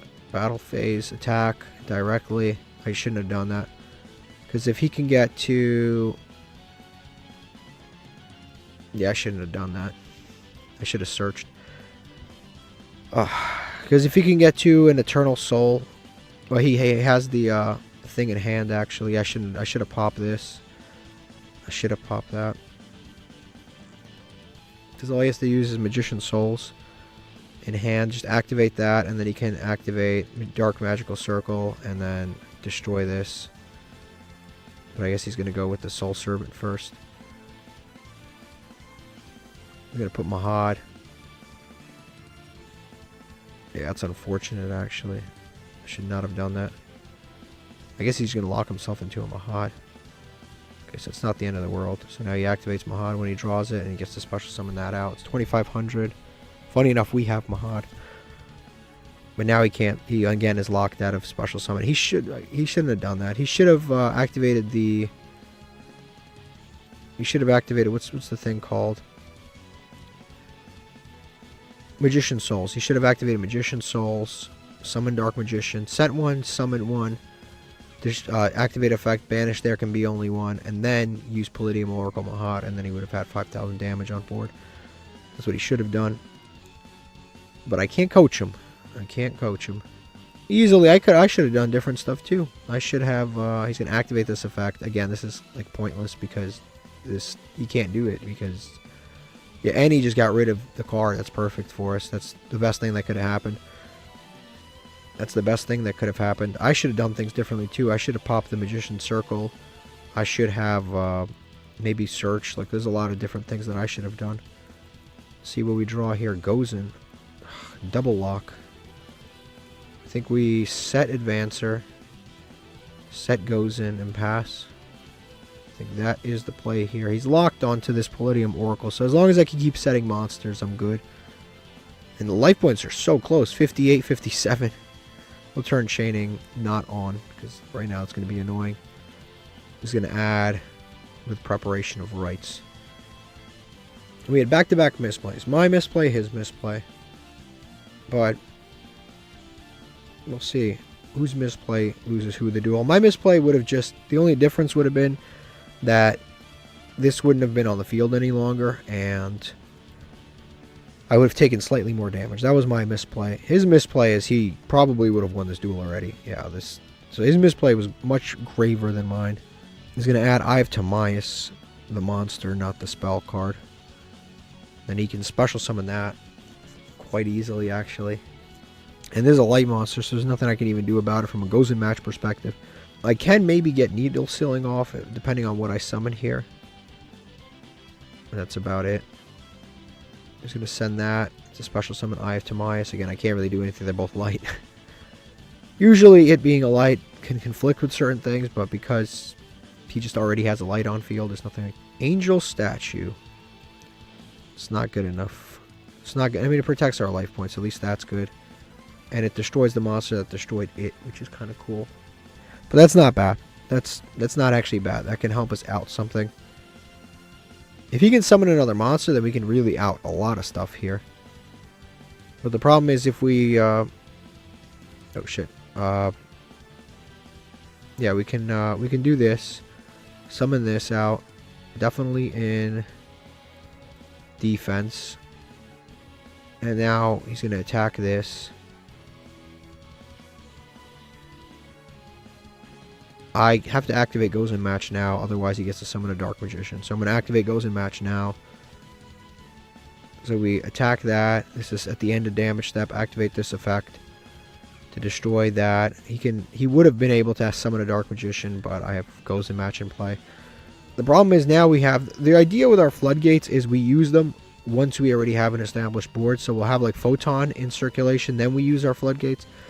But using our floodgates before we have that, that's actually not bad. That's actually not bad, because then we can just take his monster. End phase, okay. The thing is, any moment right now, he can just like undo everything by just... If you just played better, he can beat us. All he has to do is just play better. We're going to go to battle phase. Yeah, we have to crack down. We have no choice. We must crack down. We'll take this monster. But now we kind of freed him too, which is bad. Because now he can special summon stuff again. Main phase. Red Eyes Fusion. Oof. There goes the duel.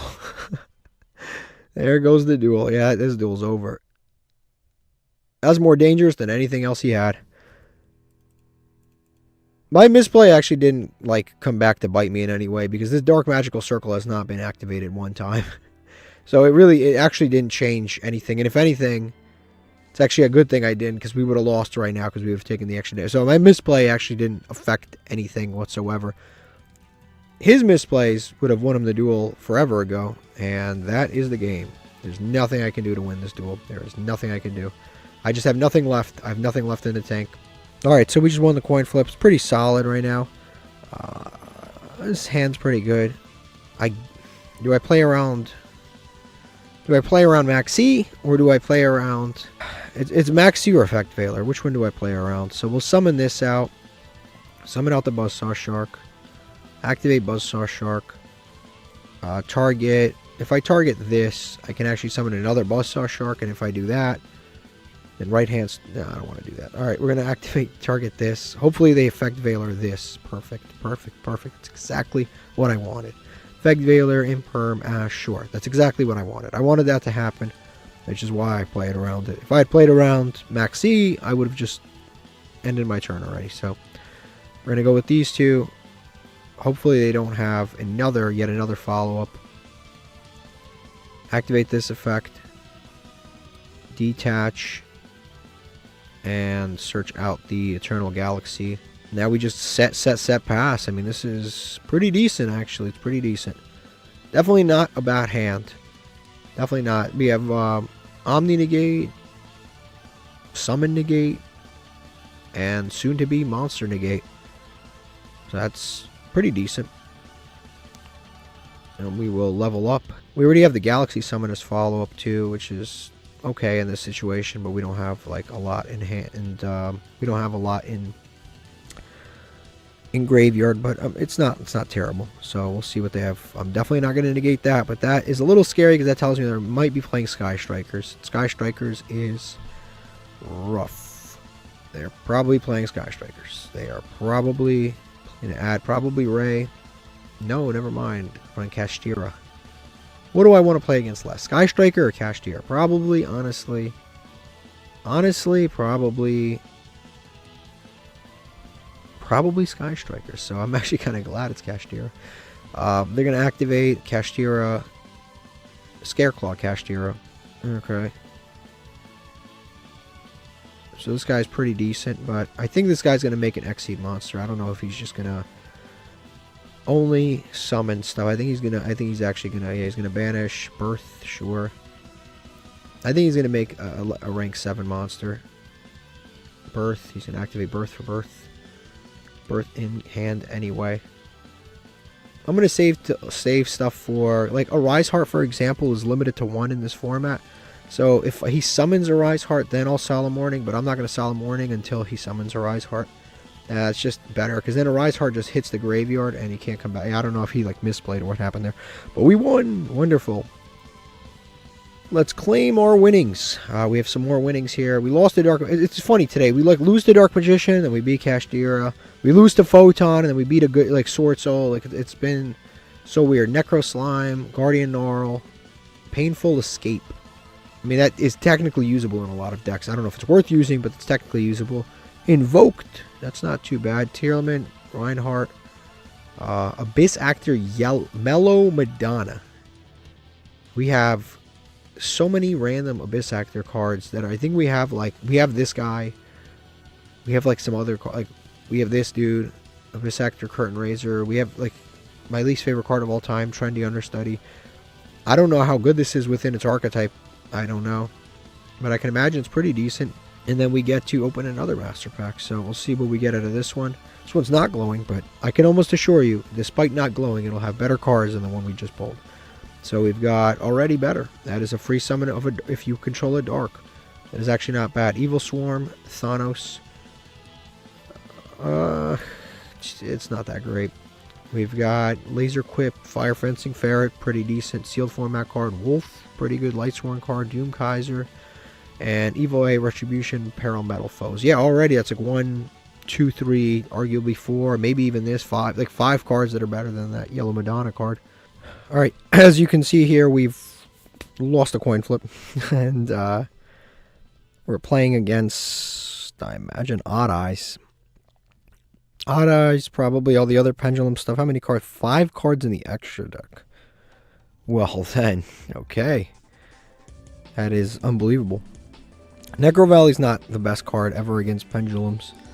We have 2 starters. We actually haven't been drawing the bricks, which is nice. We haven't been drawing them for once. He's got... Is that a Valence card? Is that a Valence card? We've got a Performa Palm. 2 Pendulum 2 cards. Oh, okay. Wavering Eyes. Okay, I was like, what are we doing here? He's going to destroy those 2 so he can factory reset and get some new scales. That's funny. I was like, what if I just negated this? What if I had ashed this? What if I had ashed that? What if I had ashed that? That's hilarious. If I had ashed that, he would have just been stuck with 2 pendulums, 2 scales that just don't work together. It's too bad we didn't have Ash. I liked it. That would have been a fun lesson to teach this man. And then he's got a level 7 in here, and what else? Another level 7. So I guess he can summon one of those, and then whatever the heck's left here. But so far he's gone kind of minus. I don't know. This isn't looking like there's too much getting done here. Okay, he's going to pendulum summon. Let's see what comes out here. This is actually one of the more interesting decks we've played today. I've never even seen this horse. He's going to summon this. Anything in hand? Looks like he's not. He's going to become a dragon. That's usually important. And end phase. We went -1 with Wavering Eyes. I remember Wavering Eyes was banned. Everyone's like, it can't come back. It's too broken. It can't come back. And now it's back. He's going to go destroy the Odd Eyes at the end phase. And then add a Pendulum monster with 1500 attack. I can't believe regular Odd Eyes is still a UR.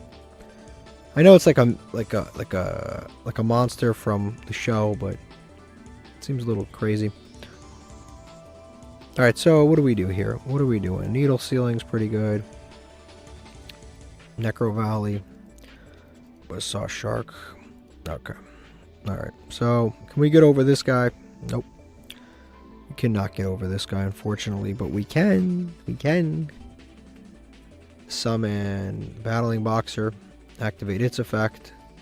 Since we can't get over his monster anyway, we might as well just, again, we're not entering the battle phase, so we might as well just do this. Summon him out, special summon.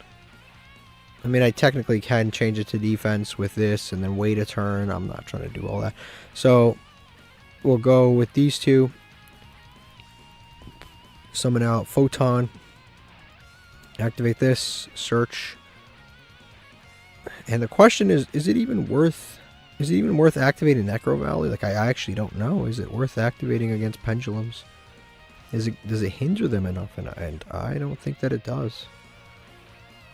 I don't know that I don't even know that this pen hinders them in any way. They kind of play around this, and I don't see anything that they've got that will change that. And if anything, it'll hinder us kind of. So I think I'll just save it. Yeah, I think I'll just it will hinder us more than it'll hinder them. The only card they've got in their deck that it's good against is Supreme King Darkworm, right? So if they like send it to graveyard, activate, special summon it back, I can prevent that. But other than that, I really can't. Necro Valley doesn't really do anything against their deck in any way. It just doesn't do anything. So we will activate this to level up, and then we'll go with Photon. Summon him out. Sometimes I think maybe, Photon's good. Sometimes if we have a follow-up, maybe it's better just to go into a Baguska pass and then flip him to attack mode, and on the follow-up, yeah, Buzzsaw Shark. I think that might actually maybe be better. Alright. So our opponent's going to activate Stargazer. Sure thing, man. He can't summon from the extra deck, but he can summon from the hand. He's got the columns, so he's going to make this a dragon, sure. I'm not going to destroy him. And he's going to activate Pendulum Fusion. Oof, that's actually kind of scary. The hell could he possibly summon? I'm kind of scared of what this could be. I mean, I have Fiendish Chain, so I guess I'm not that scared. Kind of scared of what this could be. He can fuse with his zone with these two. It's a Beast Spellcaster. I guess he could summon that like Odd Eyes Rune Dragon or one of those. Actually, you know what? I am going to Solemn Warning this, because he's going to summon a monster that's going to be bigger than 2,500 attack, and I'm going to have trouble getting over that, so I'd rather just prevent that while we still can. Yeah, I just prevent that. Because, yeah, 100% the monster that he will summon is going to be bigger than 2,500 attack, so we'll search out a monster. For free, we'll get the Advancer to hand. He's a free special summon, and then we've got not so bad follow-up. So draw Ash Blossom. That would have been good for earlier, but I mean it's too late now. Okay, so we've got Buzzsaw Shark. Let's go Buzzsaw Shark first. We'll special summon out Photon Advancer, and then we will go Buzzsaw Shark. Activate this. Against this deck, who's best? I guess the best would be to start popping columns, right? Let's start popping the pendulum scales. That would probably be best in this against this deck. So we'll special summon. We could also just use this to take this monster and just attack. But I actually think that this is the best, because then if I can start popping these things, it'd be pretty good. Yeah, I think that's probably the best thing to do. So I'll use these two. Summon out Sue Ship. And our Sue Ship can't be destroyed by battle. And I think now we just go to battle phase. Yeah, I think we should go to battle phase. Yep, battle phase it is. We'll attack with him to get over his monster. What does this do? Okay, we can't activate spell cards. That's fine. It still gets destroyed. Cool. We'll attack directly. We'll pop the, I think low scale is probably better. I don't want magicians in his extra deck, so I'll pop the low scale. I'll pop this scale. We'll attack directly. And now it makes it a little more difficult for him to do stuff. So now do we Necro Valley? Again, Necro Valley. I think I will Necro Valley. And the reason I'm going to Necro Valley is I think Necro Valley is actually kind of half decent right now. Because if he does have the Dark Worm, we can stop it. And it's not like we're summoning anything from the graveyard right now anyway. We don't have anything worth summoning from the graveyard. So it actually does hinder just him now. I also could have gone main phase 2 and popped the other scale. That wouldn't have been too bad. Alright, this is definitely an Ash target. If you have 3 or more cards, draw 2 cards. Yeah, it's definitely an Ash card. You can activate cards after this effect resolves. So, okay, yeah, that's definitely a card we're going to Ash. 1,000,000%. Lets him draw. Yeah, lets him draw 2 cards for free, basically. Just because he has some cards in his extra deck, 100%. Alright, we're going to add Summoner. Sure. So I guess we don't draw that. That's good. That's good. So this is pretty, yeah, this went pretty well.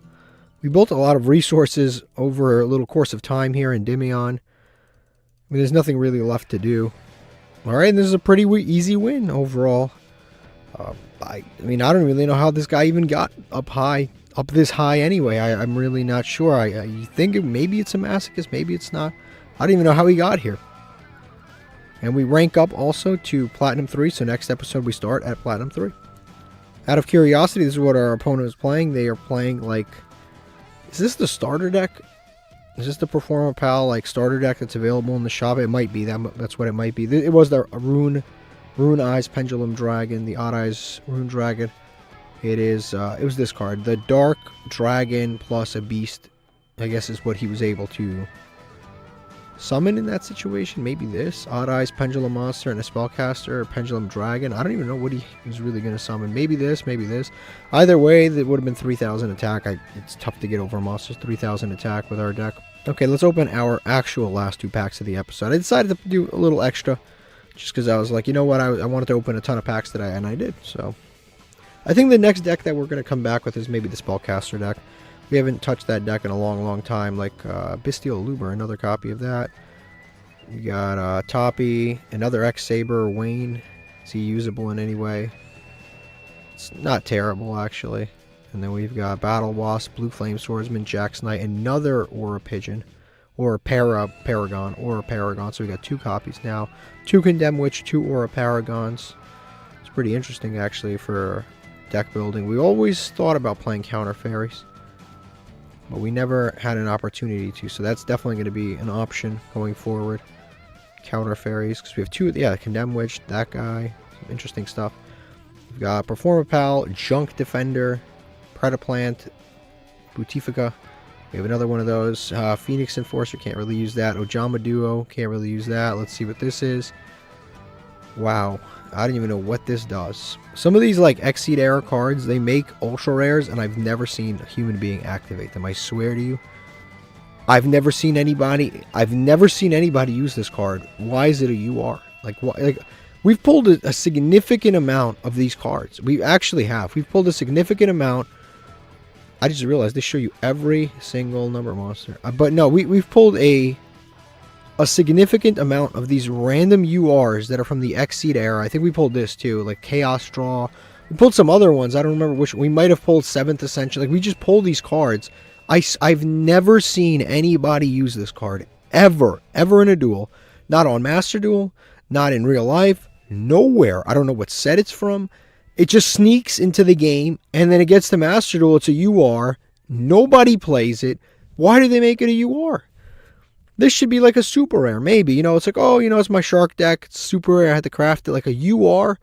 Like, imagine you actually wanted to play this, and it's a UR. So, the effects on this card aren't, like, terrible, but it's so specific. It basically, it protects monsters that are between 107 and 101. And then also, the C XYZs, and also the number C. So, the number C 105, for example. So, it protects all of these, which is a specific group, because unfortunately, it doesn't include Photon Lord, but it includes like all of these random cards, but not, it actually doesn't protect this guy, so I don't even know why he's here. But it doesn't protect like him, it doesn't protect Photon Lord. I don't know why these cards are listed here, because it technically doesn't include them. just between 101 and 100. So those aren't included. And so it gives them protection. Okay, cool. Baguska, does that protect Baguska? I don't remember what. Baguska is what, number 41? Yeah, I don't think it protects Baguska either. But if a monster is summoned with a rank up spell, you can target the Xyz monster, and one monster your opponent controls, attach that monster to this card. I mean, that's not a bad effect. I guess it gives you an additional interruption after you use a rank up spell. So like it's not, on paper, this is not a terrible card. It's a situational card. That's what it actually is. Not terrible. It's actually very situational. I don't know which numbers this works with. I'm going to go check it out. But no, this is situational, not terrible. Definitely does not deserve to be a UR. Should be like, I would say on a good day, this is a super rare. On a bad day, you want to be mean, you can make this a common. You can make this a common, and then we pull it as a common, and we go, wow, that's actually pretty good for common. That's what it should be. It should not be a UR. Okay, let's open up a bunch of legacy tickets. Not that it'll... Not that much may happen. The legacy tickets are, as we've learned, quite something. We've got 2 cards we already have. That card has to do with chain links, and that won't work out. So let's see these. This is a recent-ish card. Target one monster. Move that target to another main monster zone. There's a lot of cards that came out at the beginning of Master Rule 4 that basically just move columns, like 1 column, 2 columns. It didn't really pan out, but there are cards that do that. Then we've got Uzaki. Uzaki freed the Wanderer. We are pulling repeats on repeats now because we've been doing this challenge for so long that we are now pulling. We can open 10 packs and pull 1 new card, which is kind of crazy. But I mean that's how long we've been doing this. And then we've got a hiding Zork. That's pretty cool. Dark Master Zork. He's a cool card. He's a cool card. He's a cool looking card. I don't know about whether he's good or not. We've got Little Witch or Ill Witch and Big Insect. 2 classic cards that are probably not in the game of the TCG. Then we've got XYZ Overdrive, which we have. This card we don't have. This sends cards off the top of their deck every time they summon. Unfortunately, that is actually not good. They are basically just milling for our opponent for free, giving them graveyard setup. That is not good. Wolf and that thing. That's fusion material for that normal monster. The non-effect insect monster. We pulled a Zork, which is somehow, some way, actually our best card. Damn, this card is extremely risky. Damn, it's super risky. You either destroy your opponent's monsters, destroy 1 monster your opponent controls. If you roll a 6, you destroy your own monsters. I remember this card looked really cool, but it was just such a underwhelming card. But now I know what it does. It's even more underwhelming than I remember it. Old rituals were just terrible. There were old rituals. Sometimes they'd be like you'd have to give up all this stuff just to get a. You used to have to play these ritual cards just to get basically summon a monster that does nothing. All right, this card is like, the text is like a roller coaster ride. It's like if you control an Archfiend, special summon it, good, but it can't attack this turn, bad. You can only special summon this, this way. It's like, okay, I understand that. When this card is summoned, target 1 Archfiend monster you control, destroy that card. This is an Archfiend monster. That effect is mandatory. Bad. Because you have to destroy itself, basically. When this card is tribute summon, you can target 1 Archfiend, level 6. It has to be specifically level 6. Special summon that target in face-up defense position. Again, like, not that great. You have to tribute summon this guy, and then you get an Archfiend back. I guess you can summon back a Summon Skull for free. But no, this card is like, is like a combination of decent, bad, good, decent, bad, good effects. So we've got Hourglass, Electro Whip, neither of which are really useful, but I think they're both from the show, funny enough. They're both from the show. Octoclops, another 2 cards from the show, Kaiba and Weevil. 2 more cards from the show, Direct Attacker and just an 1800 monster. Would have been good, 2002, but not anymore. Killer Bee, Battle, Teleportation. This one could have a super rare. It's not any more likely to have a super rare as any other card. We've got Coach Soldier Wolfbark. Target a level 4 or lower Beast Warrior in Graveyard Special Summon it, but negate its effects. Not a bad card, actually. Space Time Transcendence. This card is just kind of okay. It requires too much cost, too much graveyard setup, but it's actually an okay card. The problem with dinosaurs is like they're very high rarity, even if we pull a lot of them. Which we have. We've pulled a lot of dinosaurs, but it's just such a high rarity pack of cards. Bubble Illusion, Serpentine Princess. Serpentine Princess is actually kind of usable now that the Ragnaraka stuff has come out.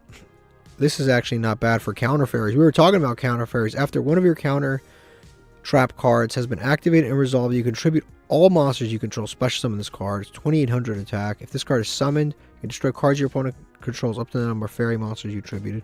So if we are playing counter fairies, this is pretty much our boss monster for counter fairies, which is maybe possible. Okay, overall, I think we had a pretty good day. We had a lot of good pulls, a lot of interesting pulls. We have this fairy.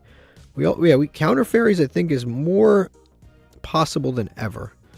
We also pulled a lot of repeats that are very odd. Kind of unlikely, but we did pull repeats. But we did pull Arias, which definitely could maybe go into this trap deck. And also, I want to try the Spellcaster deck, because we've pulled a lot of Spellcaster support since the last time we touched it, which is like the Spellcaster deck, the one I'm referring to. I don't know where I've got it saved here. Oh, yeah, Hogwarts. I haven't touched this deck in a really, really long time, but this seems more possible because we've pulled like another run Ryu, right? We pulled another one of these. Did we pull another one of these? No. And then we have two of these. So it seems a little more possible, a little more, you know, I can take out things like Photon Thrasher, but I can take some of this goofy stuff out and then replace some of these cards. Also, we have Baguska and a few other cards. I definitely should save that. This is definitely a lot more possible than it used to be. For sure, definitely a lot more possible. Also, we pulled, I think, some of the illusion fusion support. I mean, some of the illusion cards, some of the other spellcasters I have to take a look at. Also, let me look at these two related cards, the Star Seraph cards. Yeah, we have a lot of this stuff. We're missing a few more of the sticks, but we basically have the stick chair combo. But the only thing we have to really pay, the payoff we have is really just Ouroboros. I didn't realize we had 5 copies of Indigo Eclipse. So I guess that pull meant nothing earlier in the episode. I didn't realize we had 5 of them. Also, this card is kind of exciting too. Pharaonic Advent. Out of curiosity, these are the fairies we've got. So we've got him. We've got 2 copies of Paragon. Like I said, we have the stick chair stuff. We have Neo Parshath. But you need a regular Parshath. Sanctuary in the Sky and all that stuff. I don't think that'll work. Let me see, what else do we have here? This seems like it's maybe, is this a free summon in some way? An adventure token? Nope. Let's see. Oh, I remember we have the Trickstar stuff, which we should probably take a look at the Trickstar stuff. We still have that. We used to play a small Trickstar engine. I don't know how much we can really get away with that. And also the Sofa Chords. I guess they're are fairies too, not counter fairies, but fairies. We have the Mystic Shine Ball combo. The Mystic Shine Ball combo right now gets us to a Link 3, but nothing further than that.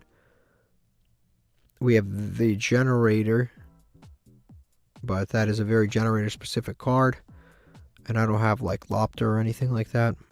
Okay, yeah, we have 2 Agent of Creation Venuses. So one day when we have 3 Venuses and 3 Mystic Shine Balls, we can really get away with doing a lot with that. But it's going to take us some time. And then we do have a Guiding Ariadne, but we need more of that. For sure, we need more Guiding Ariadne. And then we have Herald of Purple Light, which is the Trap Negate, not good enough. Herald of Perfection, I don't believe I have the spell. Avenging Parshath. So we have like an interesting group. We have Harvest Angel of Doom.